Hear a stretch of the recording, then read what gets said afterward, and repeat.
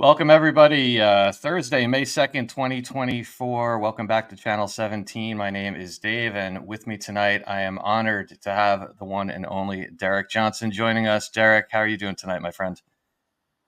Well, I'm doing pretty good. More good than pretty, as I always say. I was just watching the chat as we were running that opening video, and any of you guys that missed what's been going on in True Social, you missed our Q&A we did last night, that opening video that everybody seemed to like so much. I thought it was appropriate to use tonight with Derek on the show because, Derek, we're at this stage of the game where we're continually being kind of fighting that cognitive dissonance that everyone's going through and looking for proof and proof and proof. And that video that you just watched with the Donald Trump's 2017 capitulation tour and the graphics, as you saw it there, of every country and the Vatican and the Queen saying that they submitted, that was retruthed by no one other than Donald Trump himself on Sunday night. Derek, that's one of those things we always talk about. I know you talk about a lot with the Commander-in-Chief, Donald Trump. Separate of the laws and orders and everything we'll get into that you're best known for. I mean, that opening video is how much more proof do people want to get? You've had different people talking about that capitulation tour and analyzing it for 7 years now. And there's Donald Trump coming out on Sunday and retruthing that video. I mean, it doesn't get more obvious than that, does it? No, and then you can back it up with little things and little nuggets like like Angela Merkel. It wasn't long ago. I think it was November 2022. President Trump's at Mar-a-Lago in the ballroom, and I mean, I've been in there. It's pretty big, and that's an addition that he put on to Mar-a-Lago. First off, it's got 17 chandeliers, and he's in there, and he's and I'm gonna tell you. I mean, I'm not knocking people. Everybody's a lot of people are having a good time if you're wealthy right now, because and that doesn't mean that they're not thinking about people, but it's pretty telling when President Trump says something with his own crowd, his own people in a place like Mar-a-Lago. That evening in November, he said, "Remember Angela Merkel? Nobody's remembering her right now because the crowd didn't even, didn't do anything." And he goes, "I gave her a white flag of truce." Well, white flag of truce, ladies and gentlemen, is in chapter 12.4 of the Law of War Manual. And he actually called it a white flag of surrender in one of his sit-down talks. Well, go over to chapter 12.4 of the Law of War Manual, white flag of truce. All right, guess where the capitulation is in the Law of War Manual? Chapter 12. So, once again, I mean, it's like one of those things where I'm not going to argue with somebody, like I will put it in front of you as much as I can. I get frustrated sometimes for people, not really necessarily at people, because, our nation runs off of legislation, laws and orders. He just put out yesterday, I posted it. He said, we must respect law and order again. And it was all caps. Well, we can't respect law and order if we don't know law and order. Right. And then we gotta have people also knowing that you don't have to be a lawyer. No offense to attorneys in law out there. There's a few good ones out there. I wouldn't say a lot. I might want to retract that, but they can wake up. Lawyers can know what's going on if they want to know what's going on. But you don't have to be a lawyer to know the law. You just have to be willing to use your Department of Education right here. Yeah, Derek, I think first off, I want to just start out myself by thanking you for everything you've done for the country and for this movement. I think, one of the things that I respect most about you is obviously the incredible amount of work you've put into this, but your consistency in for the last 2 years since you kind of broke onto the scene, your consistency is what I really respect. That you've laid out these laws and orders. We're going to get into some of them in a minute, and you've consistently, no matter which podcast you go on, whether it's a different audience or, a new audience, a seasoned audience, and you've been consistent about pointing this stuff out. And we some of us kind of use the term of like each of us kind of, I think the best people involved in trying to bring truth to people are the ones that kind of stay in their lane. Like, my lane is somebody that just has been observing this, and I kind of try to come at it as nobody that has intel or anything like that. I'm just sitting here analyzing what's going on, taking the information, trying to help guide people. I don't give dates. I don't do promises, any of that kind of stuff. And I think, you've been kind of really a rock for a lot of people. And if you don't mind, I'd like to read you something because when I announced you're coming on the show, you have a lot of fans in this audience here. Mm. And we obviously put out a call for questions and stuff, but we also got a lot of thank yous. And I just wanted to read this to you because I know, Derek, that you, like many other people, unfortunately, right now, I think because you're so over the target, are kind of caught up in a lot of these attacks and things that are going on. And I like I said, I've been doing a lot shorter period than you, and I know what it's like, and I see what goes on, and I respect how steadfast you've been. And I wanted to read this to you because it came in from a gentleman, James Harvey, in our chat. And here's what he wrote. He wrote, "Good morning, everybody. Derek Jonhson is the reason everything turned around for me.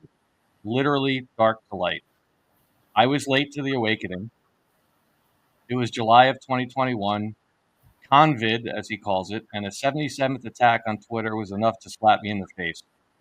After decoupling from the mainstream media, I started diving down every rabbit hole I could find. But I was initially stuck in the quote, we're all going to die narrative of places like InfoWars and David Icke that just pushed the WEF, NWO fear porn, which now I know has its purpose but for me at that time, things were getting very rough and tough at home. All I got from my wife and kids were what's up with me? Why am I acting weird? You've lost it and you need help, et cetera, which at the time, although they weren't seeing what I saw, I did feel as though I was on the edge of a breakdown, which for someone like me that's always been pretty chill was very difficult. That chill version of me had been taken away. Then around August of 2022, I came across Derek's initial video in his car and immediately had a light bulb moment. I thought, wow, this guy's not selling anything. He's got no platform and nothing to gain as far as I could see. He is a veteran who had encyclopedic knowledge of military and constitutional law and talked about the true history of America's foundation, just like other folks like Mike King. He not only blew my mind, he led me to Q. He led me to the plan. He led me to the concrete things that we all talk about on here. And funnily enough, he led me here to you as I tried watching Derek as many times as I could. I was on the precipice of many things before I watched that viral post of Derek's, my marriage and my sanity being the main problems and areas of concern. Derek doesn't know me. We're thousands of miles apart, yet he literally reached out his hand and pulled me back from the edge of darkness and showed me the light of the new world that our brave and heroic military are forging for us, led by their equally courageous Commander-in-Chief, Donald J. Trump. Boss man, as Derek calls him. Everything has turned around in my life for the better in every way since Derek did that first video. I know just like 45, he's had to put up with a lot of hate and appalling abuse since. Unfortunately, in our society, that's the way it is for some. But he carries on undaunted anyway, fulfilling his oath under Title 10, which I know means so much to him. I have no questions for Derek, just heartfelt gratitude and respect for what he's done for me, my family, and everyone in our movement who needed this help at just the right time when he came along, which was no accident in my opinion. And just like Derek and others, it led me to God too, for which I'm eternally grateful. Thank you, Derek. You've given a service to your country and others like me around the world that'll never be forgotten. Much love to you, brother. And I would echo those sentiments myself as well. So thank you, brother. Well, I can say you were worth it. I know that. That's I have a slogan whenever someone says thank you for your service. I always say, well, you were worth it, or it was my honor to do so. So that's without me having to go save face here. I appreciate those words. And the biggest part of that was finding God. I mean, that's I was just I pray every morning. I pray all day. And I was just thinking yesterday, I mean, my grandmother always had a saying that if God bring you to it, He'll lead you through it. And of course, there was just a speech this past week when I was at Mar-a-Lago. It was last week now, but there was 3 speeches. One was Jeremiah 20, about Jeremiah 20, and then also about Gideon. And Roger Stone was talking about how we got to get in the ring. We can't just stand outside the ring right now. So I always tell my favorite scripture, if I may, for James and other people. But, Shadrach, Meshach, and Abednego are probably, every time I tell it, I get chills every time. Even when I'm by myself, I sing an old gospel song that one of my preachers used to sing years ago when I was a kid. And can you imagine the king looking in the fire, knowing they threw 3 men in there, then pulling the guard back and saying, we threw 3 men in there. And that guard said, there were 4 men in the fire, though. We threw 3 in there. And that old gospel song says that 3 came in and 3 came out. Where'd the 4th man go? And it's about he's still in the fire. And right now we're all in that moment in our life, no matter where you are, what platform and what level you're on. We're all in that moment. And that's what gets me every day, because I'll sit on my back porch and I think, I've never had anybody ask me this question, but if someone said, would you retract anything you've said? Would you denounce anything you've said? There's not a single thing that I have said that even needs retracting or needs denouncing, because it's all on paper. Now, if they put it all on paper and it was for nothing, then we all still have questions. Mm-hmm. All right. And I would have them even more so as a veteran, and all the veterans in here should have even more so than anybody else. But even so, it doesn't mean that we're better or different. But if all that was done just for nothing, I'd have even more questions. So I sit and think of that. So anybody that's facing that right now, if you feel that feeling, just know that God, He brought us to this moment in history. And He's going to take us through it. If we're meant to live to be if I get to live to be an old man, we're going through it, and we're going to go through it together. So I do appreciate those words, and I'm without tearing up. I've teared up, but without streaming them. I do appreciate that, but I don't. I want people to know it. It doesn't.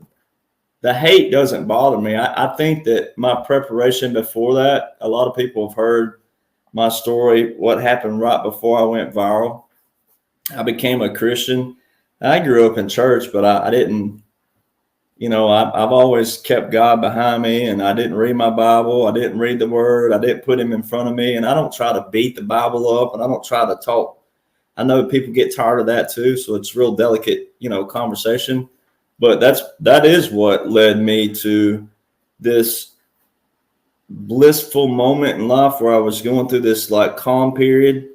When of course, I already had the documents written. Then I went through this rough patch myself. I went through the same thing you went through, James. I did. I hit a patch where I just was like, before August, I didn't know where my life was going, didn't know where it was taking me, and so look what happened. And the hate doesn't really bother me from that angle.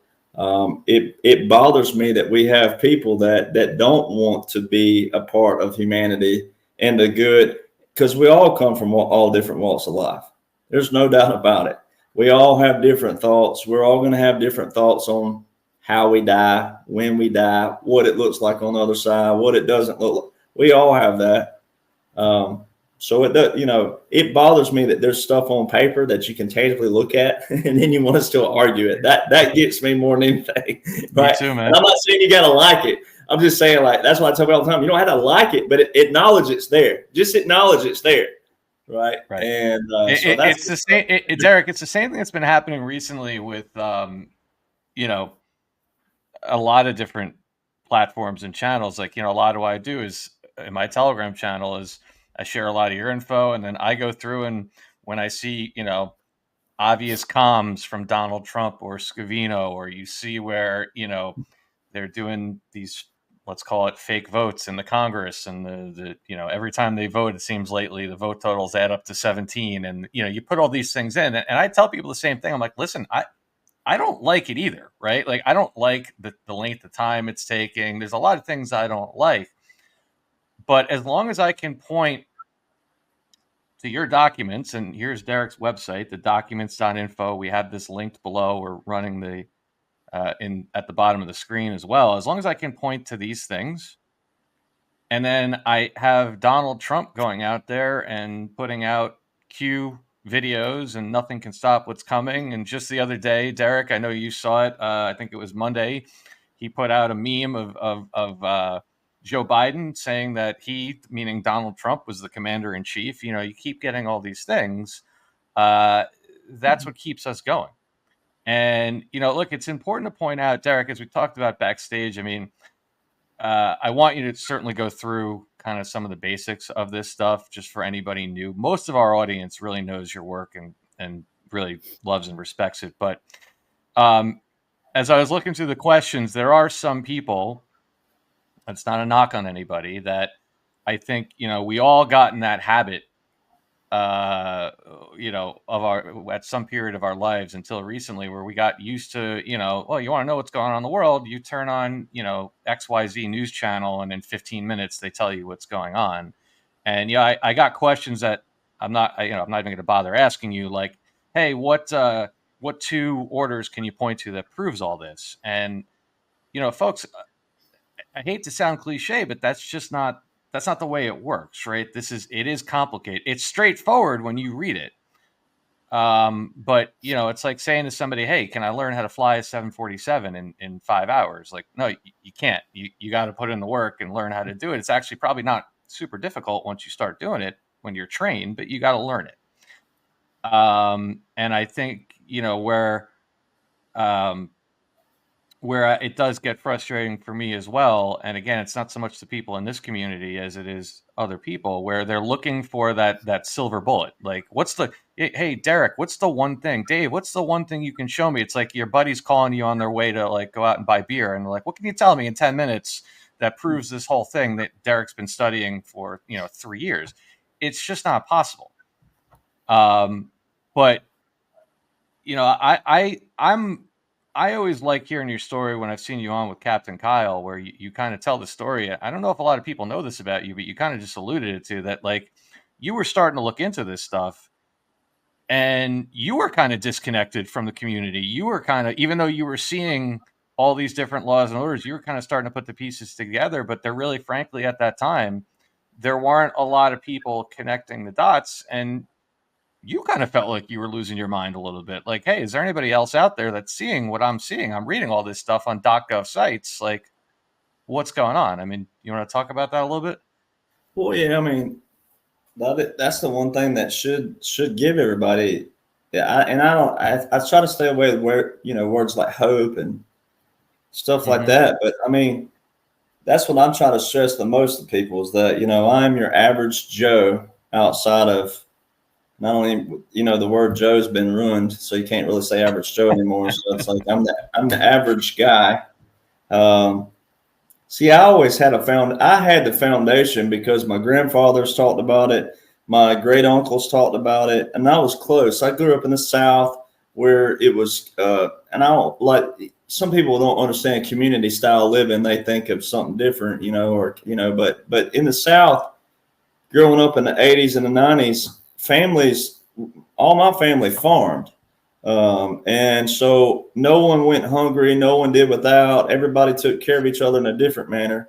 But also everybody had that level of respect, etiquette, manners, things that that I grew up with. Now, I get there's different cultures all in the US. I get that, but I grew up where I cherished my elders. I cherished my dad and my grandfathers and my uncle and my great uncles. And I listened to their conversations, and I absorbed a lot of the stuff that I'm getting to tell people is stuff that I absorbed through them, and they're long gone except for my father, but my uncle's gone. My grandfathers are gone. All my great uncles are gone, except for one. And so, I absorbed all what they talked about. They were all war veterans, except for maybe one, but still, I mean, they were in a wartime. And so I always had a fascination with history. I had a fascination, but it was because my grandpa made it cool. I mean, he just made history cool. So I am your average guy from that angle. That's why I tell people that I'm not trying to knock podcasters when people hear me say this, but there has to be a line drawn somewhere. There has to be a line that says, look, if there's any veterans in the audience right now, they know this very well what I'm about to say when I say it. They're gonna relive it, matter of fact, whenever I say it. But in the Army, the Army and Marine Corps especially, and that's not knocking Navy and Air Force, but Army and Marine Corps, because we have a certain thing we do with all the fields that we have. It's always hurry up, hurry up, hurry up, hurry up, hurry up, hurry, hurry, hurry, hurry. And then you get somewhere and you can literally watch your thumbs twiddle as you wait. And you're like, why did we just go through all that hoopla back here, all this chaos back here? And then we get here and we're like, it's literally like the song on Jeopardy while you're sitting there, and you can literally just watch your thumbs and you're like, and then all of a sudden they'll say, all right, free to go. All right, you're good. We're like, all right, what? We just did all this stuff. We just packed these rucksacks. We just did all this stuff, and we're going to get out here in the middle of Sam up, whatever. And then, we're good. And that's, so a lot of people are learning to feel what the military feels. Hurry up and wait. Hurry up and wait. Hurry up and wait. It's a military operation. All right. And so, there's two scenarios playing out. Like I tell people, it's two. If you want to know what's going on, then you're going to have to study a lot more than just, like you said, hey, what's the 10-minute spiel? There's no 10-minute spiel. Sorry. It's not a 20-minute spiel. There's not really an hour spiel, even though I can just say, well, here's an outline. Do this first. And then when you get to this point, I'm going to give you another set of do this next and get to this. But, so many people, and I understand the frustration in a different manner. However, that is part of the cognitive patience. See, in our Army manual of 2019, it outlines a diagram in there. And I tell people, put the hat on as if you're in the Army and you're reading it, because it's an Army manual. It's not meant, you can read it, but it's not meant for you. It's an Army publication. So when they're reading cognitive patience, that means, we got a lot of cognitive dissonance that we're going to have out here. And then you got to see all the publications that were put out. And then you have to find a way, and this is what I've been stressing the most the last, I don't know how many podcasts I've been on, but I've been stressing this the most. I don't know how to do it. I mean, I know how, but I don't know how to get people to hear it differently. You're not in any other regular 4-year period or 8-year period. I'm the same. Look, I'm 41 years old. I've lived through seeing the same old cycle, same old federal corporation presidents in the same old 4 years. Republican gets in and they do this, and a Democrat gets in and they do. And there's little things that you can just tell people that's straight out, like the Democratic National Convention. They have a whole different way of selecting their nominee for president versus what the GOP does. How come after all these years, you got 75% of Democratic voters saying they don't want Biden as a candidate? Why are the Democratic Party riding with him? If they know he can't win, why would the Democratic National Convention go with him? That makes no sense whatsoever. Just even if you don't know laws and orders, if you're just over 40 years old, you've witnessed what it looks like with the selection processes of president. All right. So think about that. All right. So it's not just another 4 years. So then how do you tell it's not just another 4 years?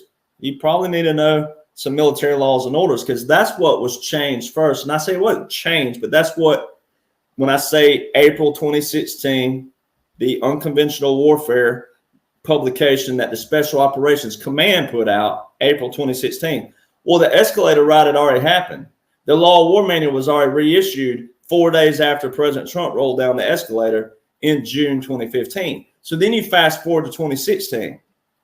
It shows you this was planned, and it would have been. This has been planned a long time. So then you got the 2016, April 2016 unconventional warfare. There's a diagram in there. It's beautiful. It talks about same thing. I know you got a little tab you're going to show here shortly. It talks about clandestine operations. All right. It talks about irregular warfare. It talks about unconventional warfare. It talks about these things. Well, when you read that diagram, like I tell people, you can read the diagram as it sits, and it's still beautiful. But then you got to take each line and go over to Google or whatever you use and type in each line and study each line and see, well, what does that mean? Ooh, what would that be? What would this look like? You got to study that, especially if you don't have any inclination of it. Then May 2016. What's the Supreme Court? And even though Supreme Courts aren't under a president, I term it that way just to drive the point home. What is the Supreme Court with Obama doing, going in and clarifying that military law is separate than the federal government in May 2016? Why would they do that randomly? Why? All right.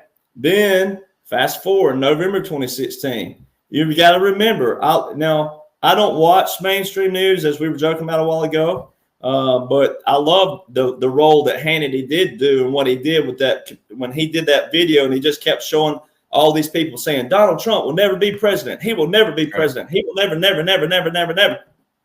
Then Obama on the Saturday Night Live or one of those shows, he held up the phone. He was reading tweets off, and he read off President Trump's that said Obama will go down as the worst president in history. And he goes, well, at least I'll go down as a president. And he drops the phone. All right. Ladies, you got to remember all that, ladies and gentlemen. All right. And then, boom, they already had the fireworks and everything set up for Hillary. They had everything ready to roll. That was that's when the military took control of the systems right there, ladies and gentlemen, because we already have evidence of election interference from 2016 and back. And that's why Executive Order 13848 is the most beautiful broken record. I know people think I'm a broken record, but it's the most beautiful broken record. How did Donald Trump know to sign an executive order September the 12th, 2018, 2 months before any election under his presidency? And it's about election interference. He signed that, put that into law with a national emergency before any election under his presidency, which means the only evidence of election interference they had was 2016 and prior. They mean in backwards. All right. So and Derek, I always remind people with 13848, I think, one of the things that your work did for me personally, that not in addition to validating what we all theorized through Q and everything else, but for me personally, you were the first one to lay out the roadmap of not only how we got here, but I think many people in 2021 and 2022 were of the mindset that, okay, we've been watching this movie since the fake inauguration in 2021. And you're the one that laid out the roadmap, like, listen, guys, this whole thing, this didn't start in 2021 when Donald Trump optically left office. This goes all the way back. And like I said, you just laid out the Supreme Court splitting apart, military law from civilian law, the federal continuity directives that you talked about in 2017, and EO 13848. What most people don't realize is, you got to think about it. They put that in place. Do you guys think they didn't use that after the 2018 election? We all get so fixated on 2020, but don't you think they used that after 2018 to start flipping people and getting the people at a certain point, even back then? Well, the other thing is this, is that if it was just another 4 years of just another president, then you got to look at it from that angle. Like all these things that went into place, if it was just another 4 years, then why is Joe Biden extending 11 executive orders with 11 national emergencies? All right, so that's when people need to know what is an executive order and what's the difference in an executive order versus an executive order with a national emergency. Now, every president before President Trump has violated the War Powers Act, especially Bush, especially Clinton, especially, even going back to Carter. All right. So, and that's why President Trump, you got to listen to him when he says, if they're going to investigate me, they got to investigate every president before me immediately, because he has to use the same laws and orders, especially in a declaration of war or anytime you're going to use the military use. Because the way a president can declare war, whether people like it or not, that's not the argument. The War Powers Act of 1973, which is Title 50, Chapter 33, Section 1621 and Section 1701, tells how a president can most certainly declare war and use military force. All right, so President Trump is using it the way it's supposed to be. If you study that and understand what they did, you can't even find Bosnia and Kosovo in the War Powers Act. So we know for a fact that soldiers went to Bosnia and Kosovo and Somalia. Where's the Somalia Declaration? There's nothing in there. You have Iraq 1991, you have Iraq 2002, and you have I think there's a Lebanon piece in there, and then you have another one in there. Maybe it's Afghanistan, but where's the others? Yeah. Where are they at? Where are they? So they're showing you. That's why President Trump, all this was the clean out of the corporation. The other thing, there you go again. If Donald Trump just rolled in there and took a giant, you know what, in the Wheaties of all this corporation, he wouldn't be living comfortably like he's doing right now. Because once again, it's one thing to get a little charismatic like Reagan did and they fired a shot at him. It's another thing when you go in there and you're the first president in the Forbidden City of China and you lead the Argentinian president on stage like you saw. He just left him there and he was like, what? You know, stepped in front of the Queen and all the people out there thought that was inetiquette. All the stuff that he did, he wouldn't. The other thing is this: why aren't the Democrats charging that? Oh, he's abusing taxpayer money and all this Secret Service. He's got way more Secret Service than any other president. He's got all the state troopers around him all the time. He's got the police, law enforcement always around him. That would be your taxpayer money if he was not a president. Why aren't the Democrats charging over that, going, hey, how's he any different than Obama? Because in their eyes, Obama is just as great. It doesn't matter what you think about Obama. In their eyes, in the people who are not awake yet, Obama was the greatest thing since sliced bread, right? So you gotta think like that and go, So it tells you outside of the laws and orders. I mean, the laws and orders is where it's at. But there's certain things you could just do that go, that makes a lot of sense. And, you know, like the Democratic National Convention. So that they would take it over. Or on the executive orders, another one that I always try to tell people is I say, you know, you read like I remember I happened to stumble across, I don't know where it came from, Executive Order 13848 right after 2020. I hadn't obviously put anything together the way you did, but I just happened to find that one executive order. And you say to yourself, now remember, guys, the narrative was Donald Trump is a tyrant and he doesn't respect the rule of law and he's going to use the military against the country and all these different things. And then you say to yourself, but he wrote these executive orders like 13848 on election fraud, 13818 on human rights abuses, both of which contain clauses that allow him to seize assets of people. And where was the media or the Democrats or any of the rhinos coming in going, look at what this tyrant's trying to do? Nobody said a word. That alone should tell you that there was way more going on behind the scenes, because if the media had gone online, if they had the ability to just go on the .gov website, whitehouse.gov, and read the executive order when it came out and go, why wasn't CNN and all these people out there going, look at this, he's trying to seize all our assets? Nobody said a word. You have to ask yourself, why? Why were all these things allowed to be put into place? All the different orders that you go through, which give him incredible power that, you know, people want to talk about optically being a tyrant. Well, if they wanted to make it look that way, they could have just gone on and put all those public executive orders front and center and made them look terrible, but they didn't. Easily with the power of media that we've seen in our past as well, because we've all lived under it. There's no entity listening that hasn't lived through it. We've all lived through that. We've all witnessed that. I also can do, I've never done this analogy before, but something hit me just thinking about it. I like to play devil's advocate and have fun sometimes and go, okay, let's just, I can think of random stuff. My friends are always like, how do you think of some of this? And I'm like, I don't know. You just got to think outside the box. But let's play devil's advocate. don't take this too serious. Just hear me out, ladies and gentlemen. All right, if Joe Biden was president, if let's just go with the narrative that he's really president and he's real. All right, let's just say that Joe was innocent, and let's say that it was his people behind him that flipped the votes. All right, in 2020, and let's say you don't know any laws and orders in place of an operation, because I know 2020 was part of the operation. It wasn't the only operation. 2018 was the operation. 2016 was the operation. Let's just say we don't know that. All right, toss all that out. It's just a regular 4 years, and there was a discrepancy in the 2020 election. Well, let's say that Joe Biden himself was innocent, and it was his team behind him that did all this. All right, and here's Joe Biden, who was a senator for 36 years, I believe it was, and a vice president for 8. He's supposed to probably know something about law and order, I would think. All right, especially executive orders and national emergencies and declarations and things of that nature, acts, bills, etc.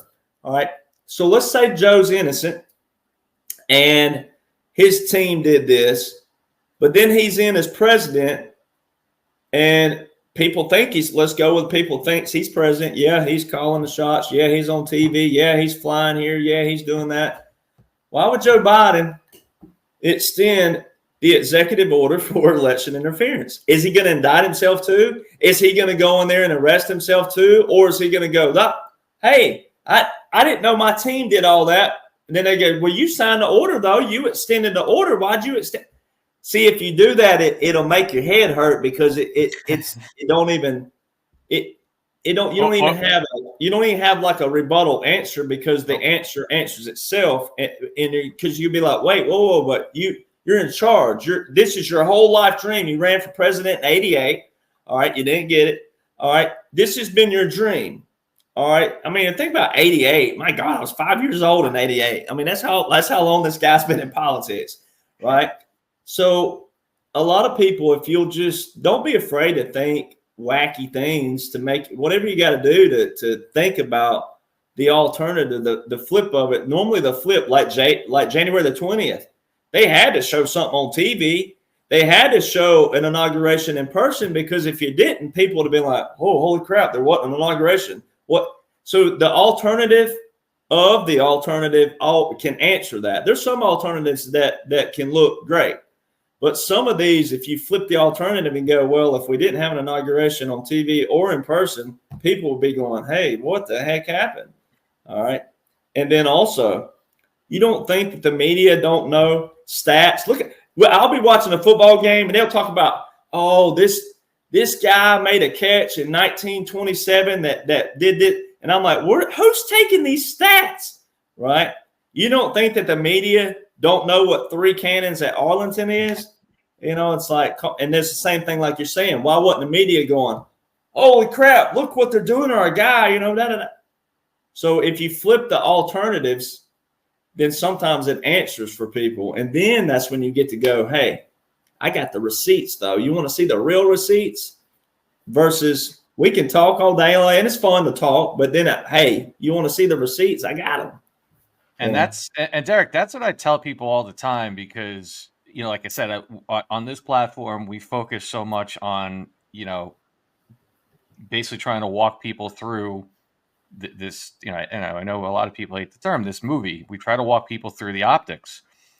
And, what I tell people all the time, and like I told you before we came on, most people, we got a very smart audience here. Most people get it. They get everything we're talking about. But, it's look, it's the hardest thing in the world when you're sitting there and you know what's going on. You've read your documents, you've gone through the roadmap, and yet every day you can't physically see what's going on. It's a very mentally a tough thing to do. But what I tell people all the time is this, like, start with Derek's roadmap, right? If you're here and you heard of Derek Jonhson, you very likely have been in the Q world or near it at some point, right? Start with that. Start with Derek Johnson's roadmap, right? His blueprint. And once you go through that, then you should understand with 0% doubt that we are under continuity of government, period, full stop, right? So then what I tell people is everything you see happening whether it's on your television or on social media, or it's something you're being told about what's happening with Congress or in the White House or with the military, before you let any emotion, you let any thought come into your head, say to yourself, what would be happening if we're under continuity of government? In other words, you're either under continuity of government or what you see on television is real. There is no in between. And a lot of times, if you can just constantly remind yourself, well, what would happen if we were under continuity of government, that will answer a lot of your questions. When you see the optics last week of Congress passing yet another $65 billion to Ukraine, the vote totals add up to 17. And then they, of course, have the Democrats sitting there waving Ukrainian flags, which no one in their right mind would ever do. You have to say to yourself, well, wait a second. If that's real, it's absolutely terrible. But if it's continuity of government, you're watching a show.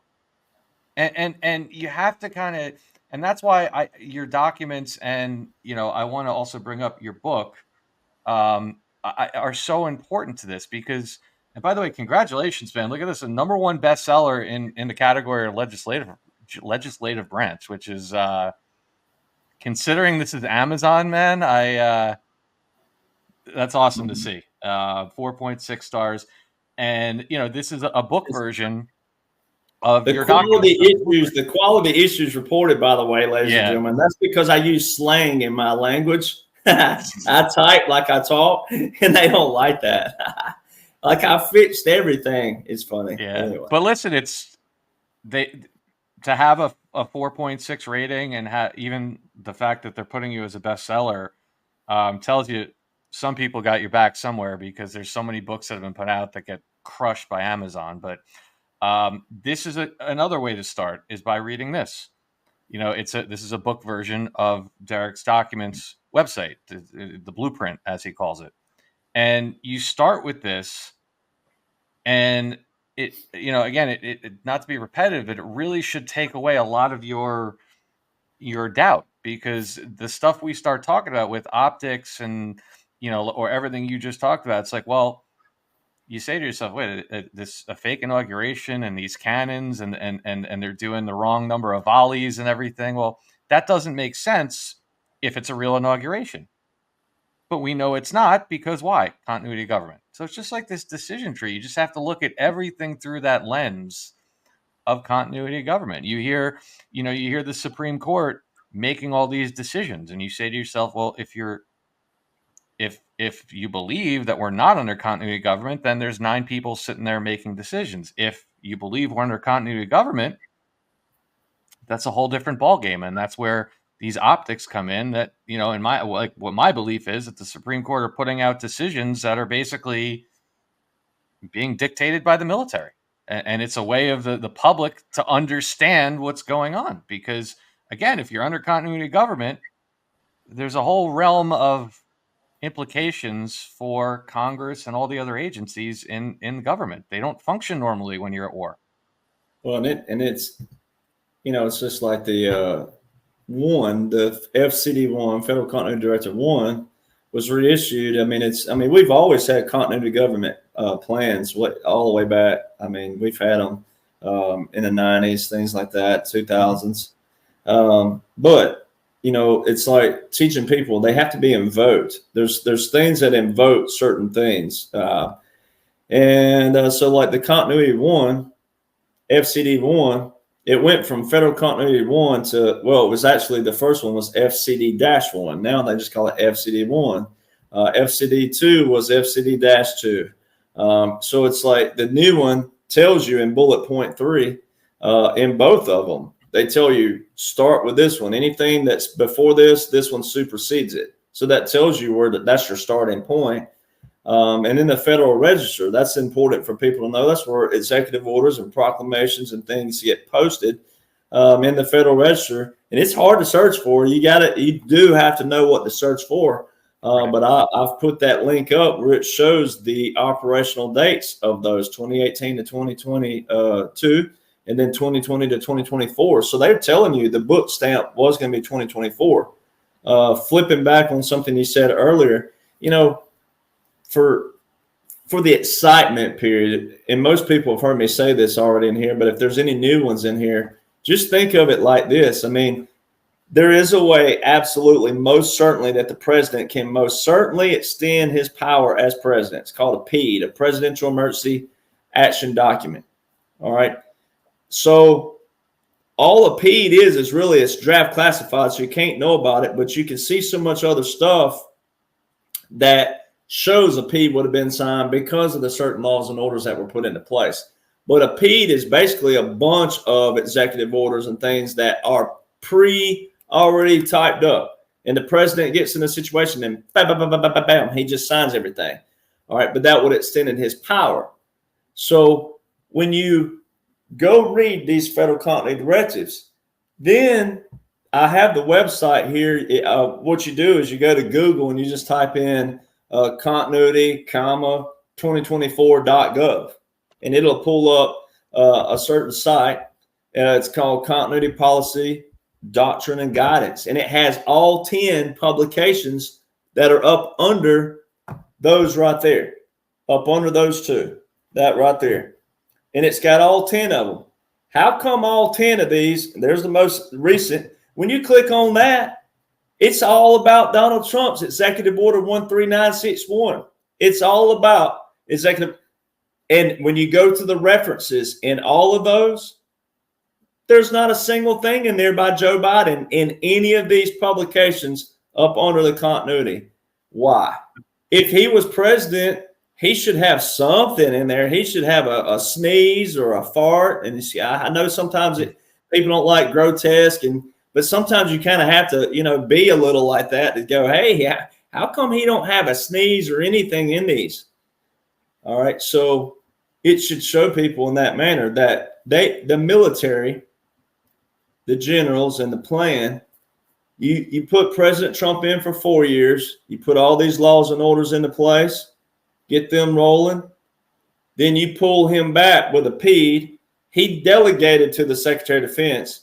He delegated to the military. He's not, when I say commander in chief, he's in that seat, but he's letting the military do their thing. President Donald Trump is a delegator like nobody's business. He likes for people to do the work under him, right? And he delegates, and then they have workers under them. So what you do is you take out all the senior leaders, but then they're going after all the rats as far down as they can go. That's the best way you do it. And he talked about this. He talked about how it didn't make sense through the years, how we would go in and we'd take out Saddam. You take out Saddam Hussein, there's 14 others right under him ready to roll, right? So, ladies and gentlemen, I mean, and then they had to do it also where you can't make it. You can't be a dictator. Even in war and even in the military, no matter what you think. And I get it. When a child is hurt, you should be enraged, absolutely, in a different manner. But there's still in military law and also in the rules of engagement, even in the military, when you take someone prisoner, you treat them with dignity, all right, until they go to a judgment, all right? So, and that's in the hands of military judges and things like that. They'll go through a process. But we should have never reached a place in history where we're bragging and celebrating people dying, because, ladies and gentlemen, no matter what you want to believe, these people in their nations, they've been taught to love what they're dying for, just no different than me and anybody else that served in our military. So now, when they hurt a child, I get it. It enraged, and you should be enraged in different manners. However, you do have to look at cultures, and you have to understand that what they teach certain cultures and certain terrorist groups and what they're teaching. Is it still bad? Is it still an atrocity? Absolutely. But you still have to see that they've been indoctrinated since they were little bitty all the way up. All right. So that's why it's very important. That's also why my friend Siggy Flicker, she's trying to stress to people about Sharia law and all the different things that people just don't think about that's been pushed on the other levels out here. It's one thing what they're doing here, but we do have to know what's going on. And there are people talking about local action, and we do have to have local action. But we can't have local action without people knowing laws and orders and legislation and how the legislation works. So I think it's both equal and both fair, but I, there's ways to look at it. I believe, Derek, I've said for a long time that this group of patriots that are involved, that are following your work and Q and anything connected to this military operation, are really going through a multi-year interview, if you will. And what I mean by that is I know that that I've read in the Law of War Manual, there is a clause in there. Correct me if I'm wrong. I believe it's under Chapter 11, that with reference to foreign occupancy of a belligerent nation, right? Which technically is what is happening here with DC and everything else, right? And there's a clause that basically states that the military is not permitted to return power to a civilian government until they determine that that civilian government is capable of running it. I remember reading that a number of years ago, and that was one of the things that really stuck in my head, that people need to understand that the military could have kinetically come in here in 2015 and probably cleaned this whole thing up in like a year and been having beers on the beach somewhere. But what would that have done to the country? And then you say, even if you could manage to get your way out of this without sparking a civil war, who are you? You could clean the whole government out, take out Congress, the Supreme Court, the local government, everything. We're all about, with all due respect to everybody here, myself included, we were all a bunch of clueless people 5, 6 years ago. You had to get a critical mass of people involved through the Patriot movement that you could educate about not only where we're going, but where we came from, how we got here, the mistakes we made, to make sure that you have people that can step in when this all does start to flip. Because what would be the point of doing all this and all the work that they put in with the laws and orders? What would be the point of doing it if they didn't have anybody left, that anybody in place that could take over once they flip it back over? So that's an important point to make. As much as we feel like we're many of us are struggling, and we're all aware of that, but think about how much everybody has learned through your work and everyone's work and the research we've all done over the last number of years. Now you got a group of people that you can actually rely on to step in at the local level, police the government going forward, and also make sure that we're the people that are telling our kids and our grandkids about what happened so it doesn't happen again. And I don't think any of that could have happened without this last 4-year period, as difficult as it's been. And that's what I tell people. If you think that 4 more years under President Trump would solve everything if there wasn't an operation, that's the most selfish thought in the world. Because once again, we're none of us are going to live forever. We already know that. We see that. And so, 4 more years wouldn't do anything if we didn't have a maintainable and sustainable everything. And that's what I tell people is that, you put him in for 4, you pull him back for 4, you put him in, he gets 12 years to do what normally would have taken 8 in the corporation, because they were never going to let that happen under the corporation. That's why it had to happen this way. It had to be that way. And the military did take over, ladies and gentlemen. We are in control of this nation, but it couldn't be a hostile, because once again, the kind of war that would break out, we would lose lives. It would be a Barney Fife war. Right? People be killing each other for not even knowing why. And then it could be like I teach people. Look, let's just be honest. There are people who power trip every day. There are people, you stepped in my yard, boom, shot you. There would be, if we didn't have a rule of law, and we didn't have laws and orders, and we didn't have a government, that's what I tell people. Government's not perfect, no. But if we don't have one, we're going to have pandemonium and chaos. And the military would have had to step in a different kind of way and police this nation, and it wouldn't have been pretty. And I know people think they might want to see that, and I'm like, no, you do not want to see that whatsoever, because it might be your loved one that got caught in an innocent line of fire or an innocent thing. So it's just. Derek, you hear the stories, the same stories we do all the time, and it's an unfortunate reality of all the people, especially in the Patriot movement and in the Q movement, that have been, and even going back to people that don't even, let's face it, there's a lot of normies that don't know what's going on, but still fall into the category of having lost family, friends, and everything because they stood up against the jab or everything else. You know, it breaks my heart. We have a lot of people in this very community that talk all the time about how they live with spouses and they haven't talked in 2 years. They live in different rooms. It's terrible. But that's what's happening now with this covert operation. Can you imagine the generational damage that would have been done if this thing had gone kinetic? And then, of course, secondarily to the loss of life, another thing that people don't think about, and I know you know this having been in the military,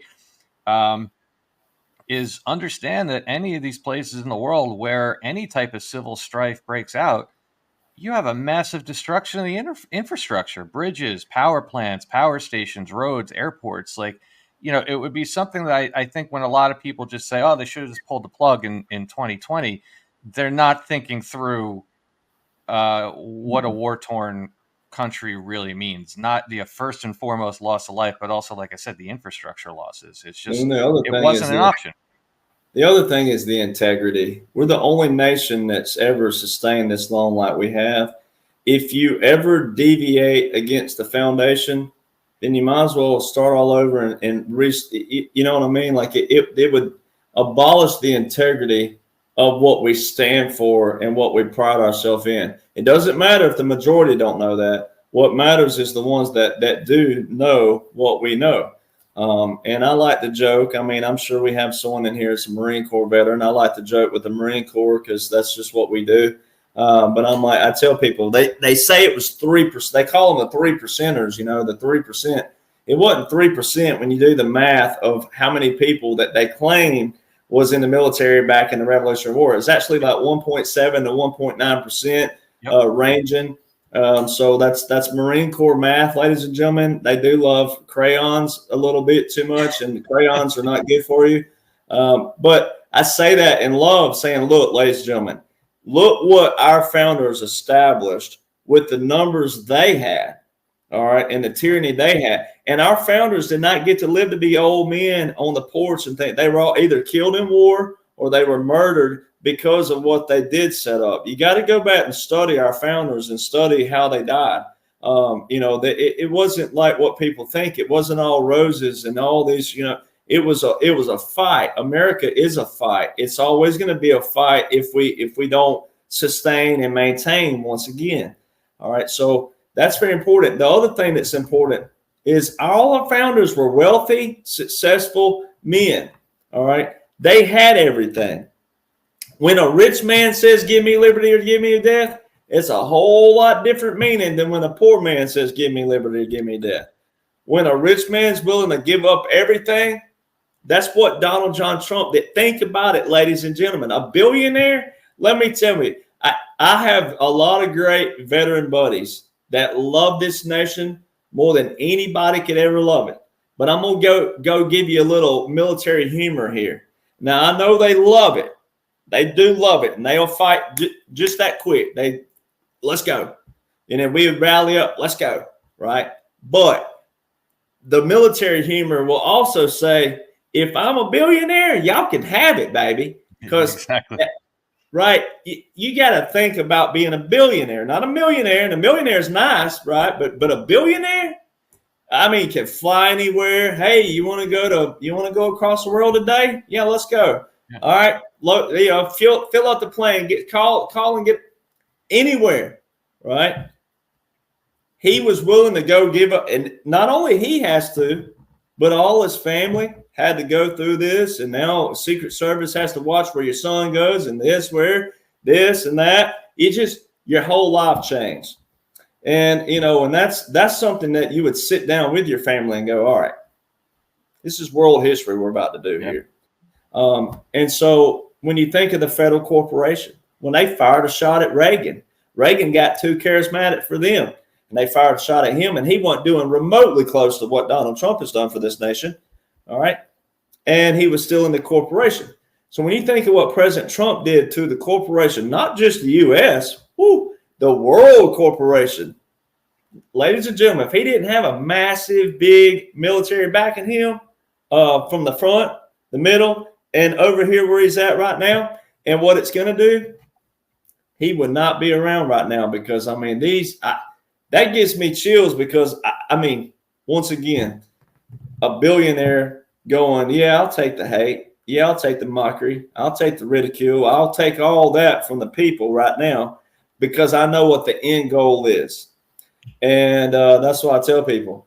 When you watch that capitulation, it gives me chills to see all the people that are around him. And I see him. When I see him, I see all the Secret Service. And, I mean, they move with such grace. But, I mean, there's a bunch of them around him. Even at Mar-a-Lago, they're everywhere. You know, to be in his shoes, I wouldn't want to. No. But also, you know, I get in his shoes where I could appreciate him and what he's done. I try to step in there and go, man. And then you get to see some of the stuff that I've seen and his buddies see, just on the buddy side. I mean, it's just, come on, people. It's mind blowing, man. You know, you think about the struggles that we all go through, right? Depending on who you are, right? Some people discovered, you know, what was going on in 2017. They started following Q. Some people like myself, I didn't discover it till 2019. I didn't really believe it till 2020. And then, you know, we all came into this at different points.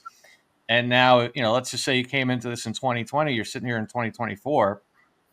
You know, and we're all dying saying, when is this going to end? When is this movie going to end? We're tired. Like, yeah, imagine agreeing to this, which depending on what you look at, it's in the Q drops, it's in many other places, probably 2012, 2013, you know, we don't know exactly, but when he actually agreed to do this, imagine stepping into that role 10 years ago and knowing from day one, let's say it was 2014. We don't know, but 10 years ago, he steps into this. The military says, listen, we got your back. No one's going to touch you. You know, you can be you. You're going to do what you got to do. We got your back. It's safe. It's time to make this move. But knowing that you're going to get ridiculed and your vindication's not going to come for like a decade. You know, you think we're suffering right now. Like, I've been sitting here getting beat up for 3 years. Like, okay, that sucks. He's been sitting there. He knew 10 years ago. And we don't know the exact end date. I believe it's probably, you know, soon, relatively soon. I know everyone hates that term. We're near the end. This guy has been sitting on this for 10 years, knowing that he was going to go in like a rock star. He was going to get beaten up. His family was going to get beaten up. And that it wasn't going to be sometime until 2024-ish, 25, whatever it is, that he was going to get his vindication.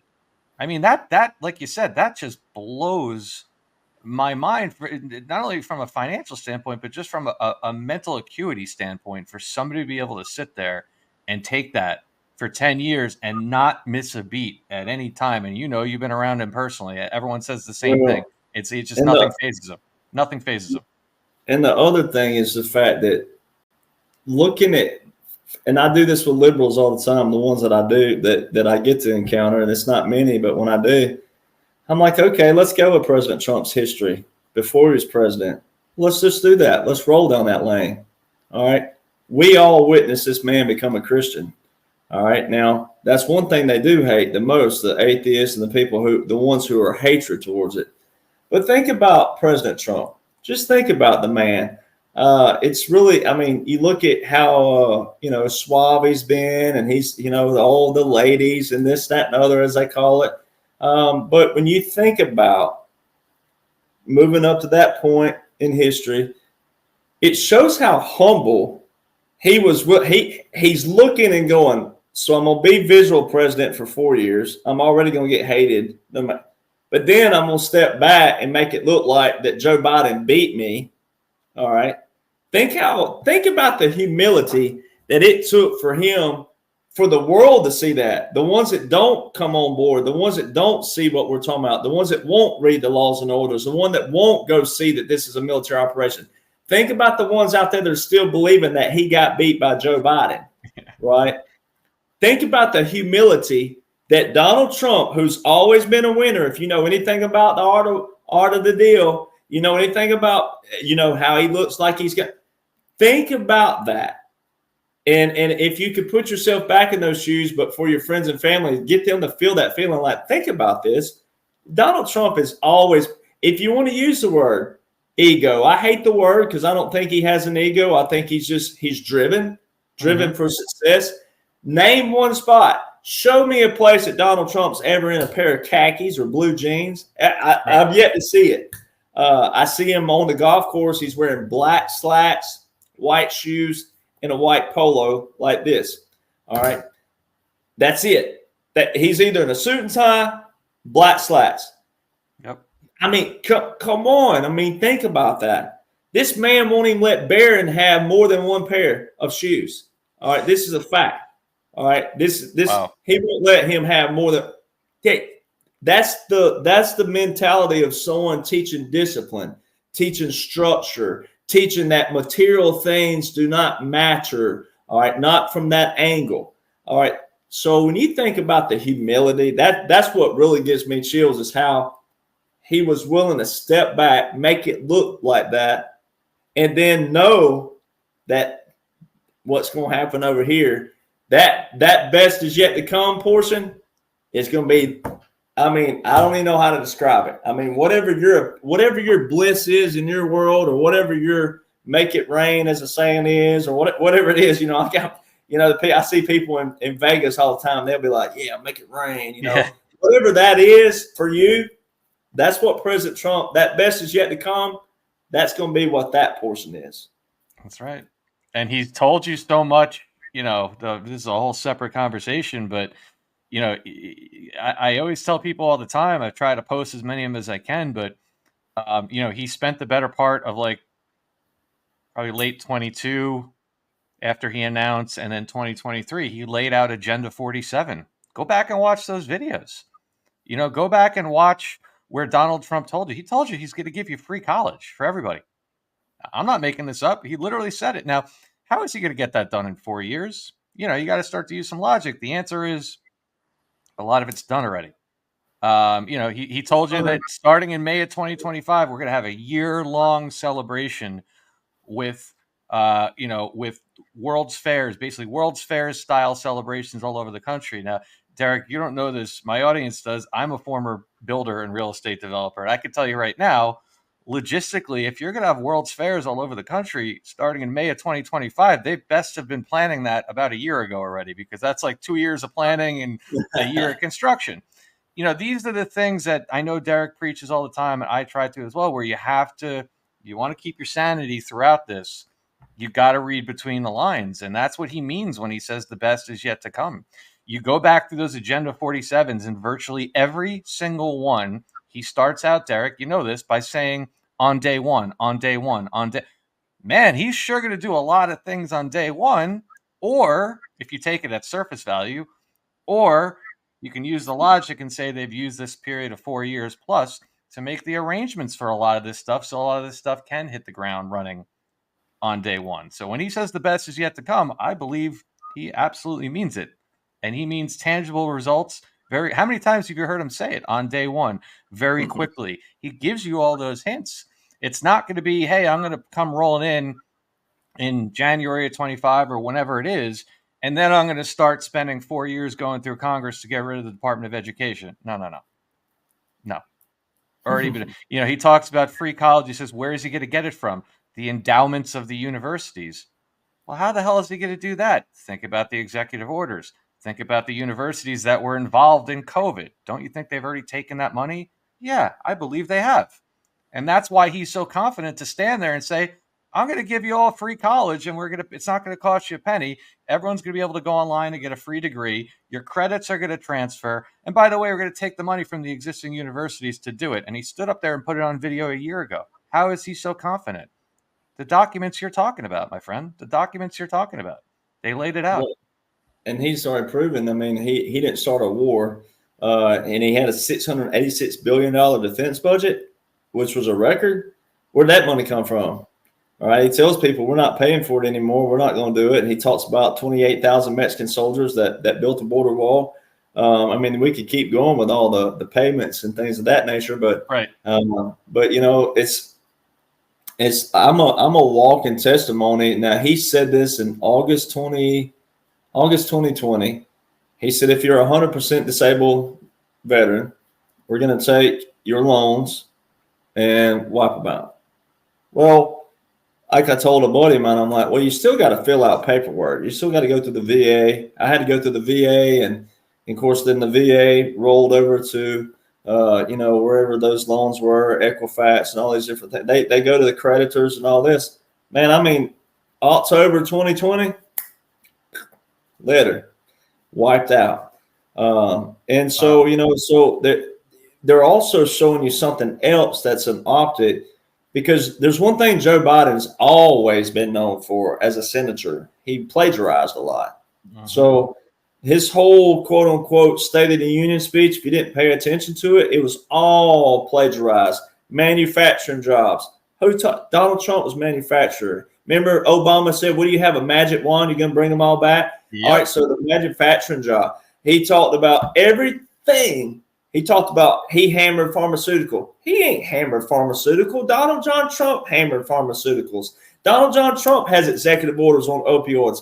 So this whole student loan cancellation, ladies and gentlemen, it's all part of keeping things just moving along in a different manner. But also for us, it's going, that's dude's sitting there plagiarizing. That's what he's known for. Even though we know he's not real, you and I know he's not real, but for the people out there, see, it's supposed to be telling them, hey, this is all President Trump. What did he take his notes, and is he reading President Trump's speech? Right. So it's little things like that should make anybody go, but our role still is. I mean, I hear people all the time, and I've heard, or seen memes and whatnot of, if people aren't awake by now, they're never going to be awake. I just don't have that mentality. I have the warrior mentality that no man left behind. And those are the ones we're supposed to expect patriots to be on board with laws and orders at this point. If you've heard me or anybody else talking about them, you and Captain Kyle and different people at this point. But I can't leave someone behind. I mean, those are the people we do have to go after, because it goes back to, once again, we can't get the power back to the people. The people don't know what's going on. And you and I can't pull all the weight. And that small, even though I think we have a lot more than what the Revolutionary War had, but still, my goodness, we would be exhausted, depleted, and everything else by trying to maintain and sustain this. So that's what I try to tell people. It wasn't just another 4 and 8 years. It is definitely operation that President Trump said, if colleges and schools don't start teaching our history and our foundation, we're going to do what? We're going to defund them. He's already said he's going to do away with the Department of Education anyways, but he told his schools, no funding. Boy, teachers will start getting in a line, then they'll start fighting for what? Their rights at that point. Or then if they don't know what their rights are, they'll be told, well, here's your rights. Here's what your real rights are. Here's what you really stand on. So like I tell people, there's no way that all this was done just to go through all this and not flip this over to society to go, hey, this is what took place. This is what we've been up to. This happened on January the 20th. This happened on J6. I mean, in order to flip the world society and where we can all have just a baptism, I think of baptism as that moment. I think you're supposed to get baptized in super cold water, by the way. That way you can feel that feeling. And I renewed myself. I got baptized last year, and it was ice cold. They had ice and a cattle trough, ice. And, and it was chilly too. It wasn't hot of the time of the year. So to me, I think that's what we all have to experience that. And that's when President Trump says the best is yet to come. That's what he's talking about, is that it will be unveiled. And we just have to keep hanging on. And I'm just as exhausted as you are. Like I tell people too, I'm exhausted. Don't think I'm not exhausted. I'm not exhausted in a way of I'm going to give up or quit. But I mean, I'm fatigued too, ladies and gentlemen. But you're going to be fatigued because if you're fatigued, then you're a fighter. And if you're a fighter, then you need to have the attitude of, hey, right when you think you're getting down, go to Rocky Balboa or something. Hey, the world ain't no sunshine and rainbows. It'll beat you down if you let it. But it ain't how hard you can hit. It's how hard you can get hit and keep moving forward. All right. That's right. So that's what you got to always do, is find some kind of quote that just makes you go, all right, I'm getting back up. I'm getting back in the ring. I met Ryan Garcia last Friday night at Mar-a-Lago. I mean, he knows the Bible more than anybody I've sat around in a long time. But like he said, he was underdog and wasn't expected to win that fight. And God's got him right now, and God's got all of us right now. But that's what the speech was on Thursday night. Before I met him, we were at Mark Fincham's little fundraiser for Arizona State Senate. And I mean, those three speakers did not know what the other one was going to say. And every speaker got out there and talked about, Roger Stone spoke about, hey, we need people we need them in the ring.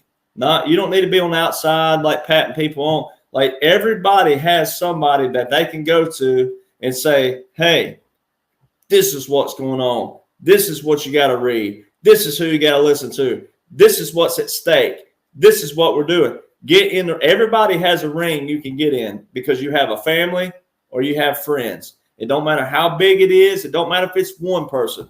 It just like Mr. James, that one person touched my soul. He touched my soul, right? He told me that one person, if one person gets it, then that's what you're supposed to do. All right. That's right. So then the Jeremiah 20, like the priest said, everybody wants to talk about Jeremiah 1, but let's go to Jeremiah 20. Go read Jeremiah 20 passages.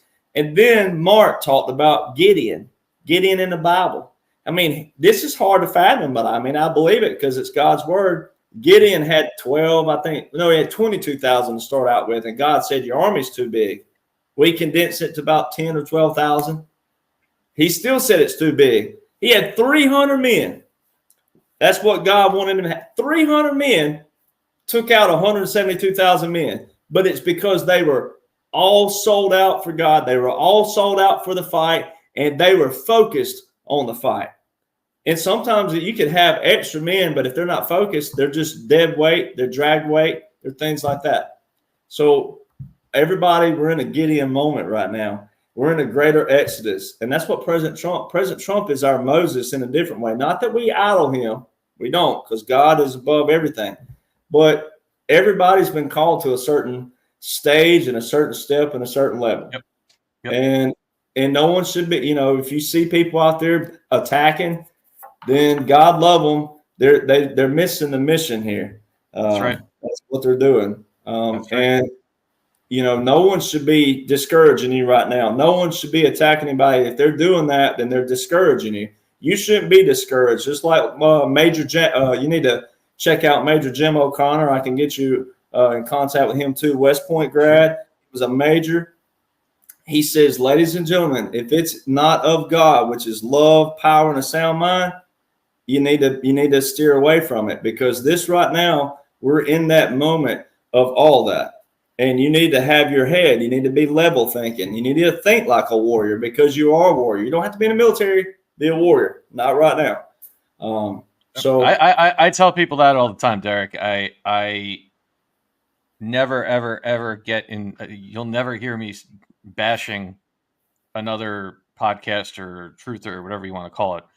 I actually do the opposite. I tell people, watch, absorb as much information as you possibly can, as you have time for, because it sounds cliche, but the truth lies within you, period. That's what all this is about. That's what a lot of this operation is about, is learning to break away from this matrix of, these authority figures telling people who to watch, what to think, what you should know, what to believe. And it's a whole nother conversation, but I agree with what you touched on there. Like, nobody should be telling you, especially at this point in the game, if you're turning on somebody, and like I say, watch as much as you can, but if you're turning on somebody or looking at some Telegram or X channel, and they're spending their entire time just telling you who not to listen to, just think about that. I'm not even going to say anything more. I don't want to tell anyone what to do, but think about the perhaps who's behind that, why they're doing it, versus somebody like a Derek that has just sat here for years now, drilling home the same message. And that's all I want to say about that. But I didn't. Um, I wanted Derek to obviously come here and touch on the laws and orders, which you always do, which is great. I wasn't gonna make him do the whole drill all over again, and that's important. Number one, I know it's you. I knew it was going to be enjoyable just to chat with you about what's going on, but also like I can only imagine. I know how many times I've seen you do it, guys. If for the few people in here that haven't seen Derek's full presentation, like just go on Rumble, look around. He's done it a million times in a million different places, and I encourage anybody that hasn't heard that to listen to his entire full outline. But there's so much else going on that I really wanted to make sure we got to some questions. And I wanted to touch on one other thing, Derek, that we talked about backstage.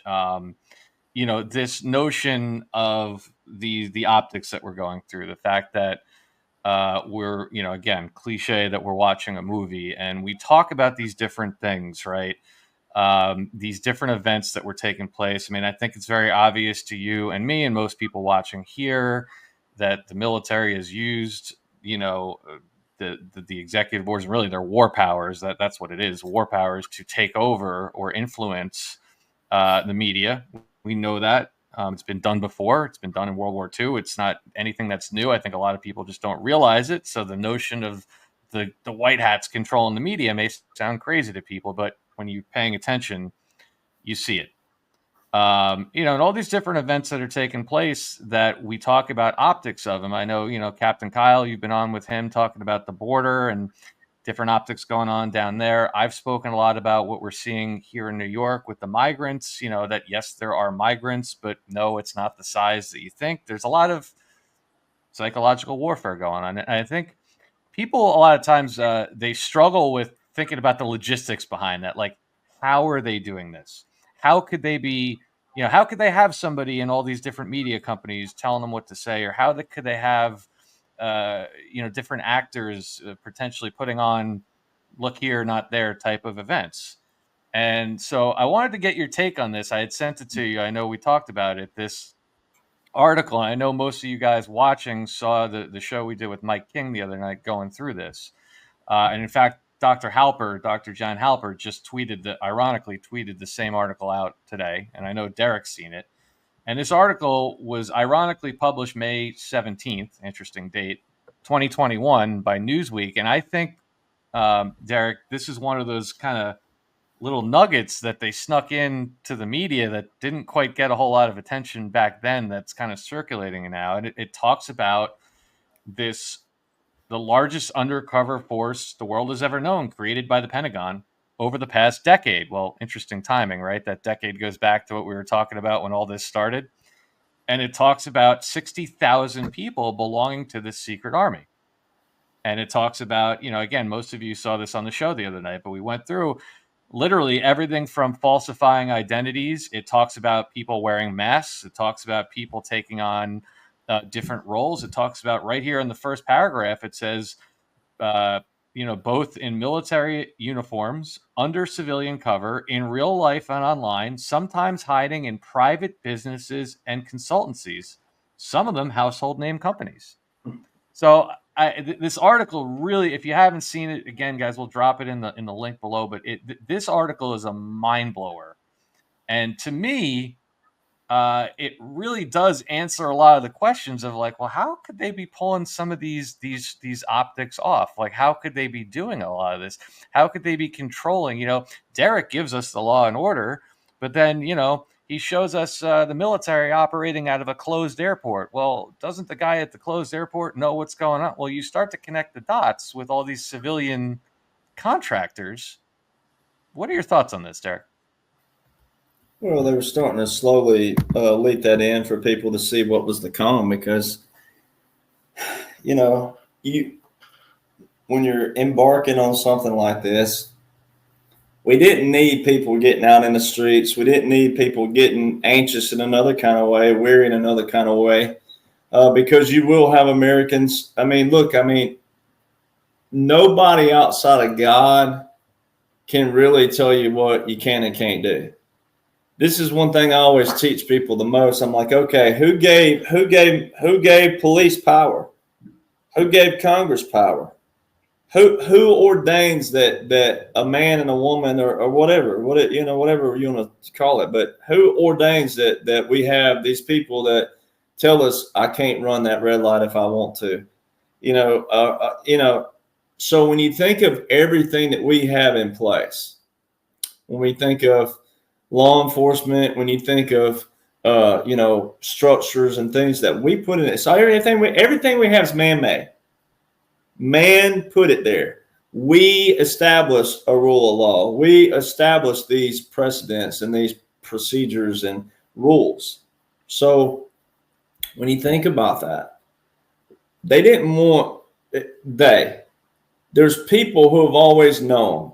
There's generals who know. President Trump told you, he said, it's not the 3-letter agencies, it's the senior level leadership in them. He didn't say it was all the CIA, all the DOJ, all the FBI. He said it's senior leadership in those.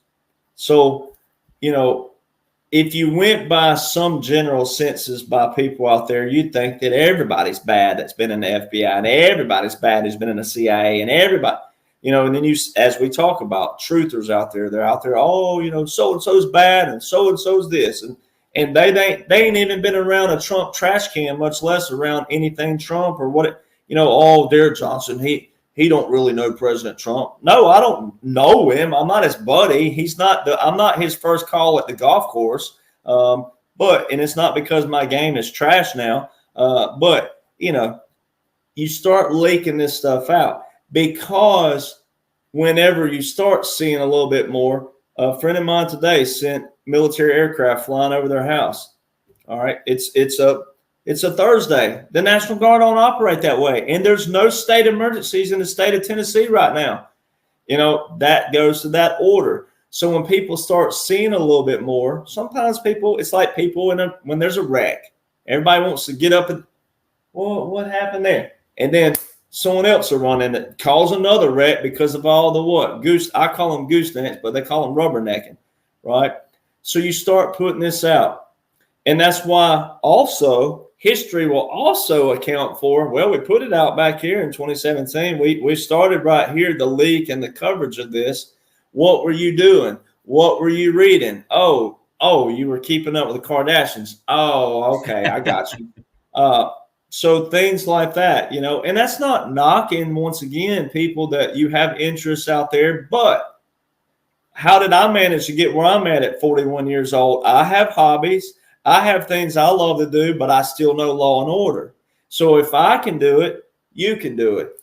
And so it teaches, once again, what is important, what is precedent, what matters in our life, just like President Trump not letting Barron have more than one pair of shoes. All right, what is precedent in their life and what he's doing and what he's establishing and what he's teaching? Same thing with you, wherever you are, whomever out there, whatever you're doing in your life. So they start putting this out and they're showing people what is about to take place because it's unconventional and it's irregular. It's not what you've heard all under the corporation, boots on the ground, oil wars, right? War about money, right?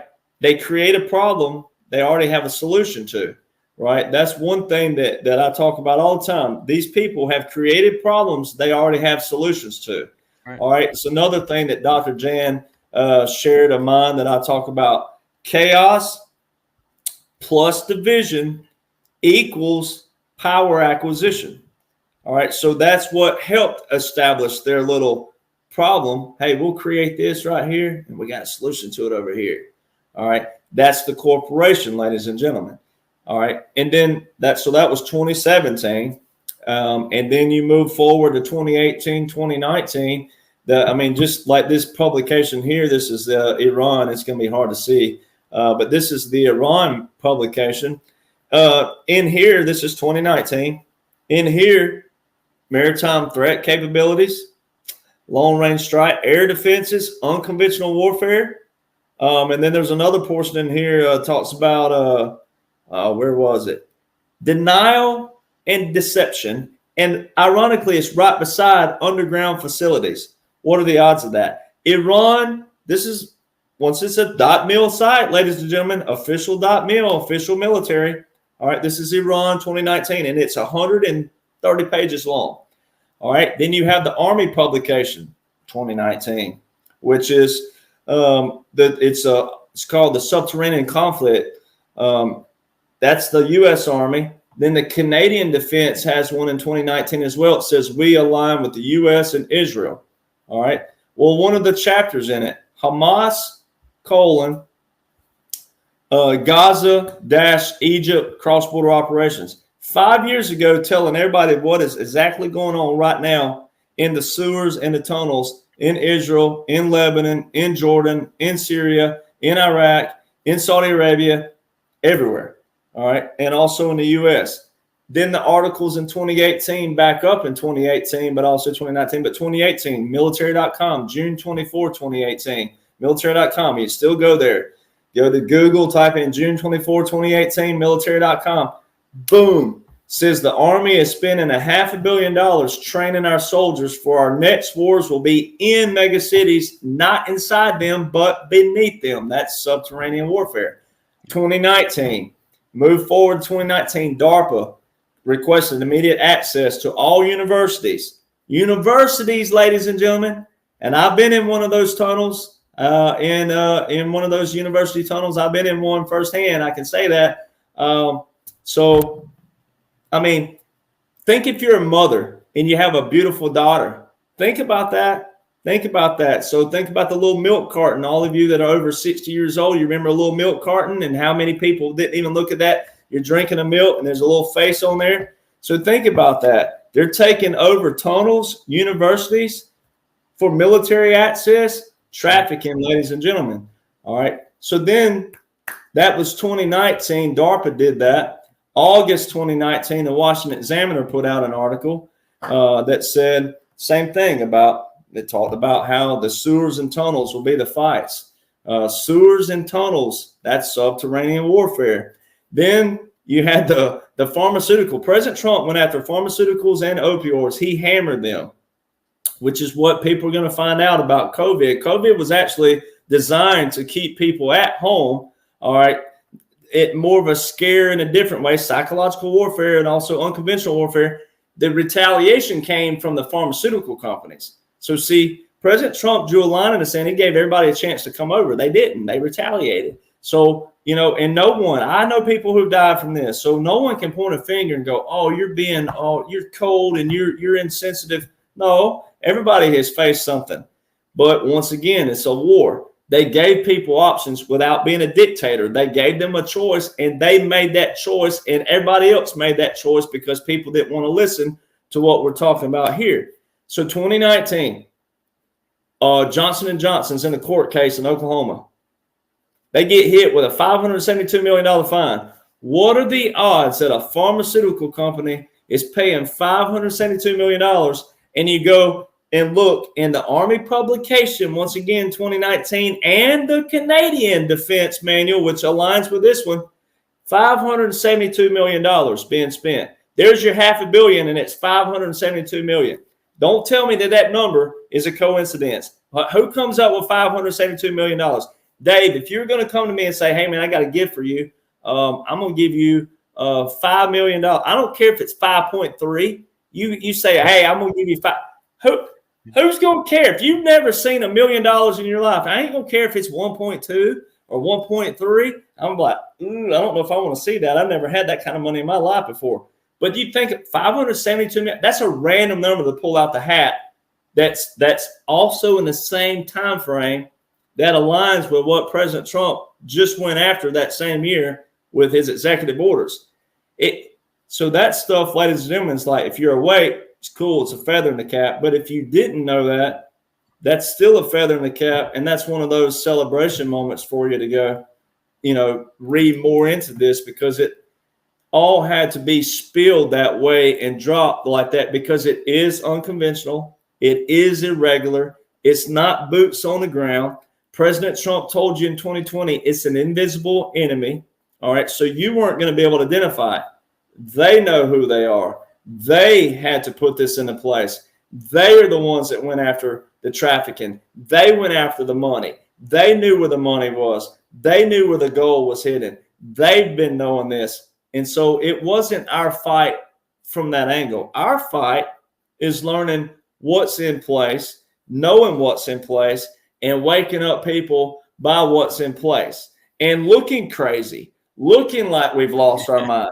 And if a veteran, I'm not bragging on myself when I always say that. People take that sometimes out of context. But look, if a veteran is getting treated like I'm some imbecile that crawled out from under a rock because I'm showing laws and orders of how our nation operates, then you're definitely going to look like a crazy person. But wear the badge with honor and be like, well, look, why does it say this?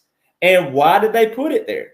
And why would Biden be extending all of it, right? If he hates Trump so bad and Trump's such a bad guy, he should be undoing every single thing known to man that President Trump has done to crap in the Wheaties of all of his buddies and his federal corporation buddies, if he was so think of it that way. That's right. That's right. And, with 60,000 contractors running around, in addition to the federalized, National Guard and reserve forces, there's a lot you could do. So, you could have somebody in every town, in every business, in every, voting precinct, all these different things. There's a lot you can do with it that and Q tells you 80% of this is covert. 80%. So you start to connect the dots and, I'm glad you rattled off all those articles, Derek, because those are, I think this is another one of those little breadcrums that they left to kind of connect. That was one of your starting ones. See, that's a big chunk to chew right there when you go read, because a lot of that terminology in there, think back in 2017, you hand that to someone, they're like, well, first off, this is too long. I'm not reading it because it's a long article. Right. Yeah. That's what most people would have done. First off, they're going to do what you just said earlier. Can you give me the skim version of this? That's what they'll do to you. And I'm like, do you have a meme? Do you have a meme you can send to me? Right. Exactly. So that's a key piece, because when you think of May 2017, that was fresh under President Trump's oath. So it's like, here's what's coming. Here's what's going to be taking place. And it's also time stamped, just like a PED is. See, when he extended his power, that PED would have been put in place back here, but it would have been witnessed by so many people that no one can point a finger when this is all over with at President Trump and say you were a dictator. Nobody. He said, I will be exonerated. He said exonerated. And he said, you and I will be vindicated. Vindicated is the key word. Yep. So absolutely. Derek, can we squeak out a few questions before I let you go? Oh, yeah, for sure. All right. Let's see.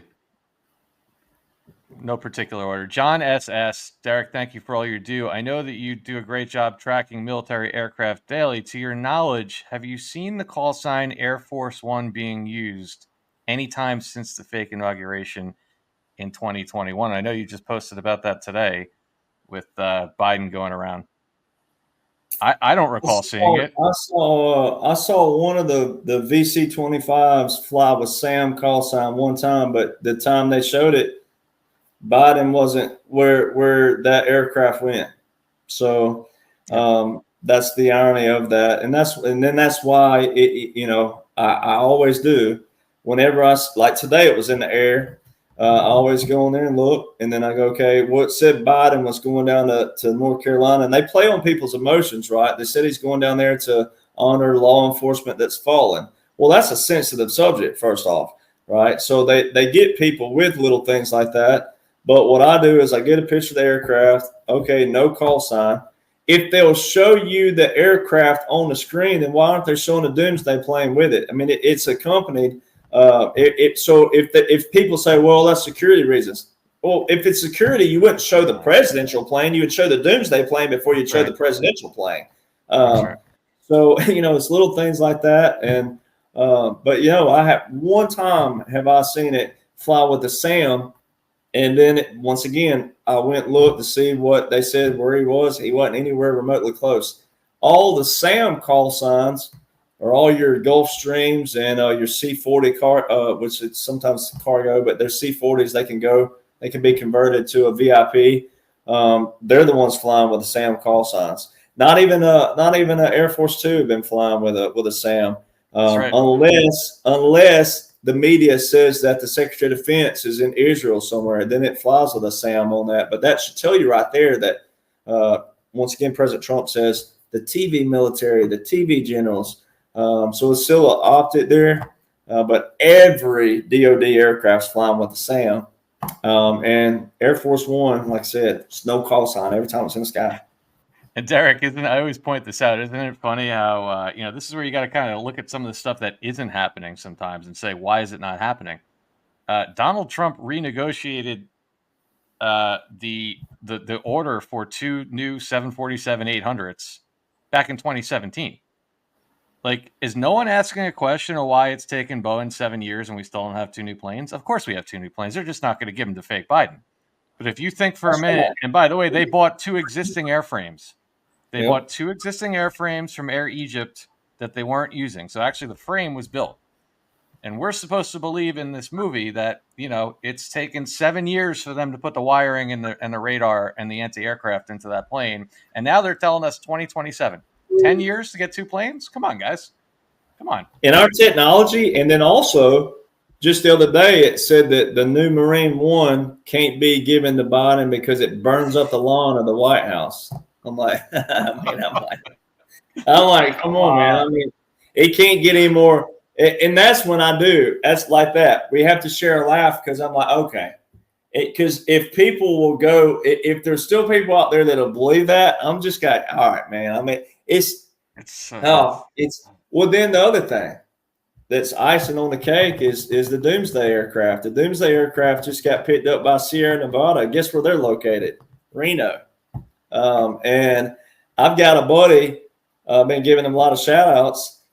Kevin, I mean, he was a defense contractor for the E-4 Doomsday plane for a long time. All right. One of my smartest friends that I know personally that don't want to face, don't want to name, financial guy, but defense contractor. But a lot of people that do know on the inside know that Reno has been it's where the Department of Defense has been operating. And so Sierra Nevada. So think about that. And the Doomsday plane, if you go to Google and you type in Doomsday plane, 2019, 2018, 2017, or even before then, there's articles that'll tell you how rare it was to see the Doomsday plane in the sky. Right. It's on the radar weekly. It was up today again. It was flying. I think today was out of. It seemed like it was out of Arizona today, and it flew up, and then it went off. It went off the transponder. But it's It's $160,000 an hour to operate, ladies and gentlemen. So they don't just put it up for giggles, and it's the nuclear command in the sky, and then also daily. I hadn't checked, I didn't want to be rude, but I haven't checked the radar. But every day there's been an E6 Mercury in the sky, which is your take charge and move out Takamo. It's in the family of the Doomsday planes. There's at least 1 or 2 of those in the sky all day long. So, ladies and gentlemen, they're not just training. It's not just training at all. But so it's all these optics in their comms, but they're also real life. I mean, like I said, if it takes 7 years for 2 aircraft, we're in trouble. Exactly. It's like, I mean, and our technology where we are, that's what gets me with people is that, I mean, our technology, I sit and think, how can our technology even get any better because of what we have? And so, that's why I love to joke about the moon topic. I'm like, okay, so we went to the moon from the first flight. We went in 66 years later, but we ain't been back to it with the technology we have now. Yeah, they tell you they lost all the plans for the lunar module. It's comical. Yeah. All right, let's see. We got another one here. Maga D asks, I recall seeing a podcast a few years back where it was mentioned that you had a connection to Jeff Sessions. Is this true? And if so, what can you tell us about it? That's kind of a random one. Yeah, it's definitely true. I'm actually, I grew up in this county. And so I really speak on his behalf, and I wouldn't ever do that. But I know for a fact, I mean, the man was a walking like encyclopedia for laws and orders as well. I mean, he inspired me in that manner to be able to just top of the head do things like that. I mean, he could tell you some state that he didn't even grow up in or didn't even have anything a part of, and just like that.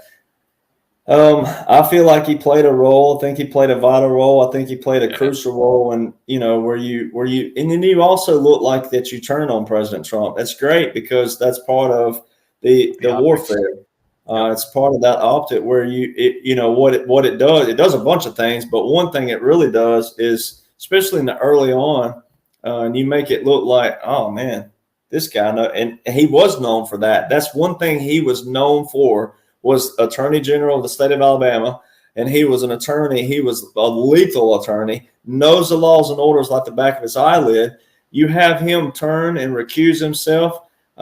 It loosened up so many people around him to start going, oh man, Sessions turned on President Trump. That gave them inspiration to say a lot more, and then they can identify who was and who, because this is all, once again, a clean out of the swamp. Right. So some people, it's like in movies, we see movies in our past, especially action movies, and you see one of your favorite characters that had to take one for the team and they're out. But it was crucial when you get to the end of the movie and you go, oh man, I see now why he had to do that and take one. And it's the same like with military a lot of times. It's like it's not always the people you think is going to be the hero that ends up being the hero. So he's a great person. I don't talk to him. I do have a cell phone number. But it's not one of those things where, you think about his age versus my age. It would be more like I called him not terribly long ago when someone that passed away that he knew that I knew. And it had just happened and I just seen him. And we were just talking about our mutual friend. We were literally in conversation. I ran into him in a restaurant and we were literally in conversation. I walked out the door and got a phone call that our mutual friend had passed away. So, I called him back and I said, you're not going to believe this, but that. I think that everybody's going to see, once again, I believe there's nothing I would ever say that I can't back up once again. But there's nothing that I would denounce or take back in all this. So I think, and I firmly believe that on the flip side, that all these key entities that did do that, they'll say that, whatever it is that, or they'll tell you the scenario around it of why that happened. It may not be that person, getting in the limelight again per se, and saying, oh yeah, I did this for this. Who knows? But I have reason to believe, he played a vital role in all this. The chat agrees with you because we got a lot of good Q followers here where we're told by Q to trust Sessions. So Sessions and Grassley. And I don't want to give my location totally where I am, but I'm very close. I'm very close proximity to Mr. Sessions. Gotcha. I'll paraphrase this one. I get this one a lot. Basically, what this person is asking is, this notion, which we have some empirical evidence out there, that there's people that have been taken off the board and, replaced or doubles or whatever.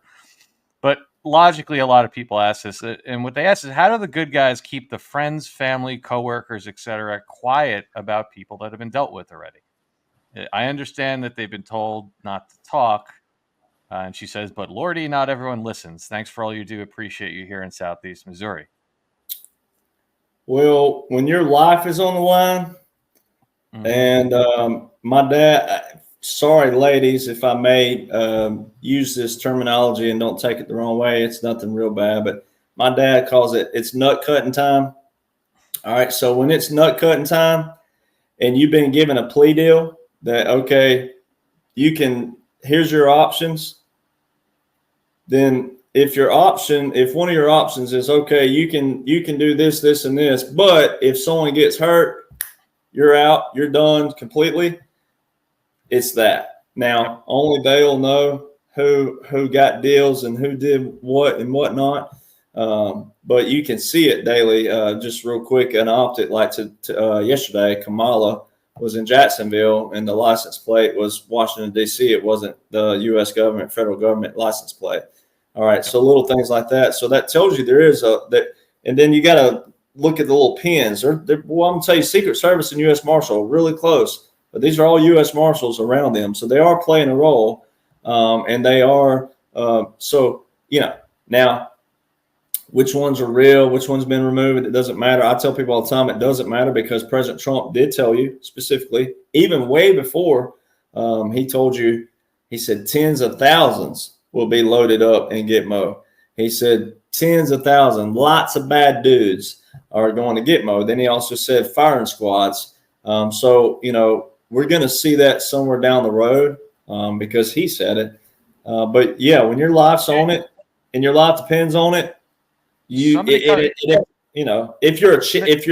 it's your kid or whatever, and hey, you absolutely don't do this, you don't do this, you don't do that. And then the media is also playing a good role too, because once again, like you said earlier in this, when you talk about the media could, in a normal situation, the media, they have never been for us, the Patriots, for years and years. No matter, even what you think about Fox News also pinned Patriots as well in another manner. So when you look at 47 U.S. Code 606, it's actually titled War Powers of the President, but it's talking about media and it's talking about broadcasts and publications. Well, move forward a little bit. It's been modified because we have what? Internet. All right. So when you think about that, really think about if Hillary was roaming free, if Obama was roaming free right now, if all these entities that are still alive are roaming free, you don't think that they wouldn't be crow and rooster right now on all this stuff with anything, right? Even with President Trump. Oh, he came in, he did this, he did that, that. So when you think about that and you pair all those together, then you go, okay, they've been told you better play along with this, or it can mean this, this, and this to whomever, because there are going to be some that's going to surprise you that you thought might have been bad. It goes back to what we were saying about you can think differently than you and I, but still not be a bad person. It doesn't mean you killed somebody or murdered somebody or crimes against humanity or something like that. You can still come across a line, as the saying is. But these people would have been told, here's the deal, this is what's going on, and then removal. And then some of these people, let's just be honest. We got people out there that are good people. I know good people that I know personally. They'll still look at Joe Biden and say, that's just that. The ears can do that. No, it can't. So you'll still have people that'll see them. And because you've never seen them in person before, like if you've never met me, I've had people recognize me all the time, but then some people might not. What are you doing in Podunk, Mississippi? Right? Derek Jonhson wouldn't be here. You'll have people do that, and that's fine too in a fun way because you may be sitting with your family and you want to be. I'm never that way. I always take pictures, and you want to meet, cool, let's meet. But there's some people out there that might be in a situation. So when you apply it of that nature, most people have never seen you in person. Some people will be willing to go, So a lot of these people might have been put back out in society. I don't know. Like I said, it's an operation that's unconventional. It's irregular. But they put people back in settings like that, and there's some of their families and friends may not, like their cousins rather, things like that. But sometimes most of these family members aren't seeing these people either, on a daily basis. You could also put in implications that go far beyond even taking people away. You could have somebody that's committed crimes that fall under one of these executive orders, and you say, listen, we're taking so-and-so away, and you as a family, we could take your house and all your money too, so you got nothing left for the rest of your life. It's so many different ways of doing it. Well, a lot of them, their assets were frozen, so that most certainly did happen. When the So, military yeah. walks in your house and sits you down and says, "Listen, we're taking Dave, we're taking your brother away, and you're not going to say anything about it. Otherwise, X, Y, and Z is going to happen." I'm not a military guy, but I know enough about it to know you comply. Period. Well, and that's So right. And especially if they have any chance at all of seeing daylight on the other side, that's exactly it. you, if you love them, you gonna do that, or they're gonna quiet you too. They can take you too. That's why I was explaining today about Yep. J6 or yesterday or whenever I was explaining that. So look, I know it's a sensitive subject, but look, when you walk in on an operation after you've been told to walk away and you don't know you're right, when you walked in a situation that was already in operation, they got to go through the same procedure that they were going to go through because you walked in on an operation and you did something you still weren't supposed to do. I mean, there's a way to Mm-hmm. protest, but there's a way not to protest. So you have. My dad always told me, if if perception looks like that you're guilty, if you're at a party and well, all right, and then police show up, someone's got drugs on them, someone's got something on them, and you're near them, they're taking you too. All right, Yep. now Yep. it'll work out down here. If you're innocent, it'll work out down here. But guess what you're going to do? You're all of a sudden, because you're guilty by association, you're going to go through all the process that all the guilty ones went through as well to iron out who's guilty and who isn't. So it's the same kind of principle. If people apply that look, even some of the family members, they could be depending on how involved they were, just like we know with Hunter and his daddy, depending on how involved they were they an accomplice to it? Did they hide somebody? But so yeah, when someone comes in and sits down and says, here's the deal, Yep. and if they love them, they most certainly will participate in that. And so you got to look at it like that. And I think also that question may allude to sometimes, and I go ahead and say it because I don't care. I already know. But, there's certain things out there that show people arrested and they show pictures and things like that. Ladies and gentlemen, the military does not work like that. For the integrity of the military, you wouldn't have that. All right. Because I firmly believe everything that I talk about, because I can show you with receipts. I also can show you the rules of engagement and how prisoners are treated in the military with dignity. And you can even look in the law of war manual and different things about taking people prisoner. All right. So President Trump and every man and woman, whoever they all are, I don't know all of them, but I know there's some of them. I know some of them who's working with him, but I don't know all of them. It's a massive, and it's world leaders. They deserve all the credit first. So they'll get to be the ones kind of like, when we finally got to see what's his name looked like on Home Improvement. I can't think of his Oh name. yeah, the neighbor. Yeah. Yeah. Yeah. It's Wilson. No, it's not Wilson. Nelson, was that it? It's one of those. I Yeah. can't even think of it, and I normally know it. Someone's going to come in the comment box here in a minute. But it's like finally that great reveal moment when you're like, here was Tim Allen and the other guy and all them that were the star of the show, but it was everybody because they made him and he became such a popular figure. He was the last one to roll out when they had the finale and the goodbye to that program because it was such a hit with people, right? So they're saying it was Wilson. it was Wilson, I think. Okay, that's it. I think it was. You see this. So the unveiling, right, of all this deserves to go into the man, especially Donald Trump, because he took all this ridicule, slander, mockery, hatred, his family, and all the stuff he's gone through, even just on this level, from people who didn't even know better and people who did know better that still go after him, that don't know about the laws and orders. They deserve to have the unveiling, and once again, not celebrating death. We're not supposed to from that angle. But he says that we will have live firing squads on national TV again. So he tells you that. And you know what? I got to dig it out, Derek. There was actually even an article written. I believe it was after the election. It was like somewhere around November 18th or 19th of 2020. There was actually another one of these little breadcrumbs they left where they wrote an article talking about how Donald Trump had reinstated firing squads at Gitmo as a method. November 2020, I'll pull it up. So, they're telling you. Derek, I got one more quick one for you, and then I'll let you go. I appreciate all your time tonight. And again, guys, we'll do this again. We'll get to more of your questions. I had a feeling that when Derek and I started talking, we'd kind of just go. So, and it's been enjoyable. So I'm glad we did it. I'm glad we did it this way. But one topic that's kind of coming up a lot right now, a number of people had this question, and this is obviously more of an opinion thing. We're seeing the Trump trials right now, which we all know is part of the show. He literally tells you every day they're fake. He literally says they're fake trials. We see that they're using this to show people the two-tier system of justice. They're using it to set precedent. They're using it for a number of reasons. And I know we're waiting on the optics, which I believe complete optics of the SCOTUS ruling on presidential immunity. And there's kind of two paths, right? You explain this all the time. There's the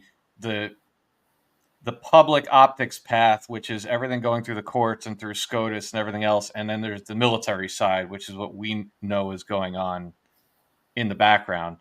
The question is, it seems to come up a lot, is do you still believe that at the end of all this, that even though they're setting all these precedents in the court system, which we know is corrupt as hell, in the end, when this is all worked out, do you still believe that publicly the justice for people like Hillary and Obama, etc., will be publicly shown through tribunals, or would it be covered up and done through the courts? Well, for the ones that, and I qualifies not the really correct terminology, but military tribunal, you can't try civilians for certain things that are federal related. Now, if there's a tie-in with the military, crimes against humanity, things like that, and then it'll also depend on too, what precedent has been put into place where they might have, they might have changed the law somewhere that we hadn't seen yet, because it is an occupation. The president does not have to tell anybody whatsoever. He doesn't have to make a proclamation of martial law or anything of that nature. So there could be something, because this, I remember this was so much fun whenever I finally said, the Constitution being suspended, and man, you talking about that, you probably may have seen all they're coming at me, and I'm like, hey, I mean, if you want to talk about the Constitution, you might want to be able to quote some of it, because that's Article 1, Section 9, Clause 2. Let's roll. It's actually titled the Suspension Clause. And whenever Governor Abbott just back in February said, hey, I'll suspend the Constitution if I have to, people don't even realize states have constitutions as well. And that was an optic there showing people that it's already been suspended, because that is exactly what a military occupation is, a military operation. And if you're a Q follower, in one of the first drops, Q drop 22, talking about the National Guard, it asks you what president used the National Guard, the military, to save the Republic, and what happened. And the answer is they suspended the Constitution, and they suspended posse comitatus, and that's how you got to it. So they're telling you what happened. Right. The writ of habeas corpus. I mean, and that's exactly what the suspension clause is. The other thing is, and I had someone come at me, 2 years ago now, almost 2 years ago, as a Marine Corps veteran, and and I love my brothers and sisters in arms, and I'm like, look, I mean, it's not, you can't make this stuff complicated. When President Trump federalized up to 1 million reserve components in Executive Order 13912, he didn't. You don't federalize all of them at one time. You federalize them when you need them. The order's there to say, this is in place. When I need this unit or that unit or this unit, then all I got to do is make my call to my guys and say, all right, let's roll. All right. So the thing about the posse comitatus is the fact that, it only applies whenever the National Guard become a portion of the regular military, all right, which would mean federalization. But when they're not federalized, he still has command of that, because you'd have the PED in place that extended his power. So there's so much stuff in there's so many avenues. So you have a clause for the reserves, you have a clause for the National Guard, you have a clause for the Coast Guard, the Title 14. There's so many different things that the president has options and wait, and that's why he says that. Hey, you're going to investigate me. You got to investigate every president before me, because every other president's abused every one of these avenues some way or another, and he's not showing that he's abusing them. He's actually everything in place. It is to the T of how it's supposed to operate and function. The article came out today. I forget what it was in independent, which that's what's amazing is most of your independent publications are the ones taking precedent right now. You don't see hardly anything on CNN and Fox and any of those right now. They're being decimated. They're being wiped out, ladies and gentlemen. So today it came out that President Trump said he will most certainly use the National Guard to remove the migrants in this nation. All right. Now, we already know what's in laws and orders. He's showing people what's going to come. He said, I will have the largest deportation known to man. He said that specifically known to man. He's also said we're going to do what? Rescue the homeless off the streets of every city.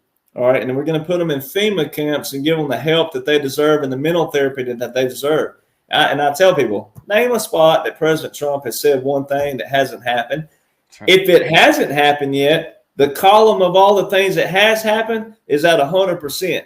All right. So just because it hasn't, it's going to with all the other things that you have. So, as far as the tribunals, yeah, I believe people will see that, because I don't know any other way that you can flip a society in the right kind of way without it, because it wasn't a dictatorship, and laws and orders and all your timestamps way back here, just like the Newsweek piece, all that will be your timestamp where everybody can point and say, no, he wasn't a dictator, because here's all your timestamps of everything. And so, yeah, I think that absolutely you're going to have to see also the court systems and the regular systems, and then also the tribunals doing what they do. And then that way everybody sees both sides and they see these things. And, and President Trump, he's still, at his rallies, they'll still yell, about Hillary in jail and things like that. Lock her up, lock her up. So, he doesn't, it's not like he forgot about it. And like you said, so he's going back now. He's doing the capitulation again. He's putting up stuff again that he said way back here again. He's starting to loop those back around, everything he said even back in 2020 and 2021. So he's looping back around on things that a lot of people forget about. But yeah, I mean, that's the only way you can flip society. It's the only way you can desynthesize all the brains and all the stuff. And then also, he knows those of us that are fighting. They know. I mean, it's not that they don't know. They are watching. Dr. Jan Halper Hayes, she can't. She wouldn't be able to say she works for the DOD if she didn't. That's like me saying I work for George Strait and I don't. I mean, George Strait would be coming after me, and not in a bad way. Just like, dude, I don't. What are you saying? So there's things like that. And when Dr. Jan says, yeah, we're watching podcasters, what they're talking about, the misinformation and what they're saying. Are they misleading people? Are they taking money? Are they doing something under the table? Are they going to be the one that stepped into place of all these others that we've been taking out all the way down? I mean, so they're watching, ladies and gentlemen. And yeah, you're going to have to see once again. And this is more the reason why, you've seen me do this before, but yeah. I went to my NCOs before, just even for country music. And and one of my sergeants was like, man, you have an uncanny ability to talk to people. And this was before all of this. And he was like, the way you honor our brothers and sisters is to talk about their sacrifice, is to bring that up, because we did all raise our hand under the same Title 10. So this is why it's precedent, because all these men and women who have fallen for this nation, and especially right now under this order that's in place, we've mainly been losing people, aircraft crashes and things like that, but it doesn't matter. A loss of life is a loss of life. So that's why it matters importantly that our military are operating. They are losing their life. They're in all kinds of, when you wear Mach 4 gear, anybody that's ever been in Mach 4 gear for even just 20 minutes is already complaining because it's so hot. And you're going in these tunnels. It's dark. Once you get in Mach 4 gear, you can't eat. It's just water. You can only get water through. And so, I mean, I don't think it was, I joke, everything is meant for a reason, but I put a video out of a retired command sergeant major that's now in a contractual kind of job with the tunnel warfare. And he talked about how we're in our suits for 17 hours. I mean, come on, ladies and gentlemen. But once again, our men and women that are putting it on the line, that the 3 cannons, that's a custom. So it's not like, it is fun for us that are awake. Joe that was a funeral service by optics. But that's also when we lay down someone, that's a custom of someone that also laid down for the right reasons who wasn't a bad person. So that custom has to be accounted for in history. And so it has to be unveiled to everybody that you watched this operation take place and why you watched it take place and what we did and what we were able to achieve and accomplish through all of it. I just, and amen to everything you said. I apologize if I'm looking off, Derek, because we got a great group here, but every once in a while I laugh when people they feel a need like they got to correct you in real time. I had somebody in the chat saying, no, Dr. Jan doesn't work for the DOD. She's a contractor and she did it once. Well, no. Yes, she said she's a DOD contractor, but please go back and look. She is an active DOD contractor. Active. So people in the chat, there's somebody saying, no, she only did it once. No, please go back. She says it every interview. I have never heard of a contract you can do once anyway with the military. Active DOD contractor. Not that she did it once. So it's. Let me tell you something about the military. The military is not going to let you do anything for a short amount of time, no matter what you're doing. If they give you an opportunity, they're going. If they invest in you, every veteran in here knows this. If they invest in you at any capacity, you are going to be. They're going to get everything out of you that they can. Yep. Amen. And rightfully so. But Well, Derek, listen, man, this has been an absolute pleasure. I really enjoyed it. I hope we can. We'll try to schedule something again down the road. I know how busy you are, but I would love to do this again. Yeah, and honestly, man, I echo all the sentiments of the viewers and that letter that was put out before. I thank you so much for everything that you're doing, that you've done. You've meant so much for the movement, and keep doing what you're doing, man. It's you're an inspiration to so many people. And anything you want to leave the people with before we sign off here? Well, just keep the faith. I mean, that's the key thing is that, it's however old you are, if you get to live to be old, if you're already old and, you're still living through it, you're living through world history. And President Trump tells you, he said January 2021, he said your grandchildren and their children and their children will live to talk about this. Where did the year go? It's already May. Yeah. Where did it go? I mean, look how fast it goes by. And he says 2024 is our final battle. November is our final battle. He said that you're going to see what? He said you're going to see what they have done under their rule. Well, rule is a monarchy term. So they're going to unveil all this. So you don't have long to wait, ladies and gentlemen. We're moving into an enlightenment period. So now's the time to really be like, it's like the fourth quarter, right? And it's like what Nick Saban or any other great coach is out, whoever's your great coach out there, but especially the ones that have multiple national championships or multiple championships, think about that where it's like, hey, we're in the fourth quarter. We don't have far to go. We got to finish this. Let's finish. And you just got to encourage people around you. And you still got to be that crazy person every now and then. If you got someone that's still like around you that don't know, then blame it on me. That's what I tell people. If you don't want to be that person, then just then red pill them and say, you got to watch this video, or you got to go read this book, or you got to read these somehow there's some way to make a bet with them, like bet them, like, I don't know, steak and lobster or something, whatever. Do something that's like, not necessarily a bad thing. But whatever you do out there, make a bet with them and say, I dare you to read this, or I dare you to do this, or whatever it may be. And because we do need people to be ready for what's coming. Now, I feel like I'm going to be ready to roll. I mean, I would love a position. I've already told President Trump, I'm like, I love you people. But I tell him all the time when I do get to talk to him, I'm like, hey, can you get me out of the podcast world? I'll go back on the front line right now. Like, can you put me on your front line team? Like, I mean, come on. Like, and he'll just, the last time I said that to him, he pounded, like we did a fist pump, but I'm like, I'm being serious. I don't want to just fist pump here. All right. So, ladies and gentlemen, just get that.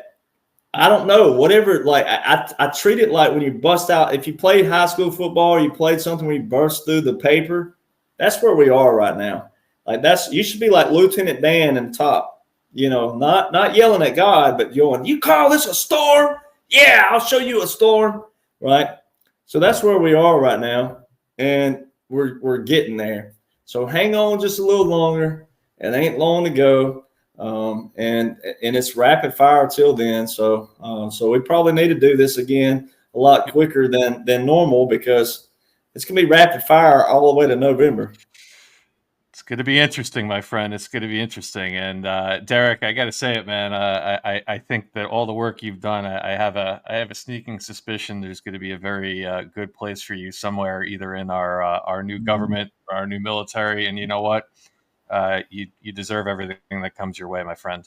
The book is The Midnight Rider Rides Again. I'll have that link below. The website is thedocuments.info, www.thedocuments.info. And there it is up on screen again. Encourage everyone to please check out Derek's work if you haven't. Derek, it's been a true pleasure. Thank you so much. And we'll definitely set this up and try to do it again in the not too distant future. But thank you for everything you're doing. And thank you all for watching tonight. God bless you all and take care. Thank you for having me. It's good to be here.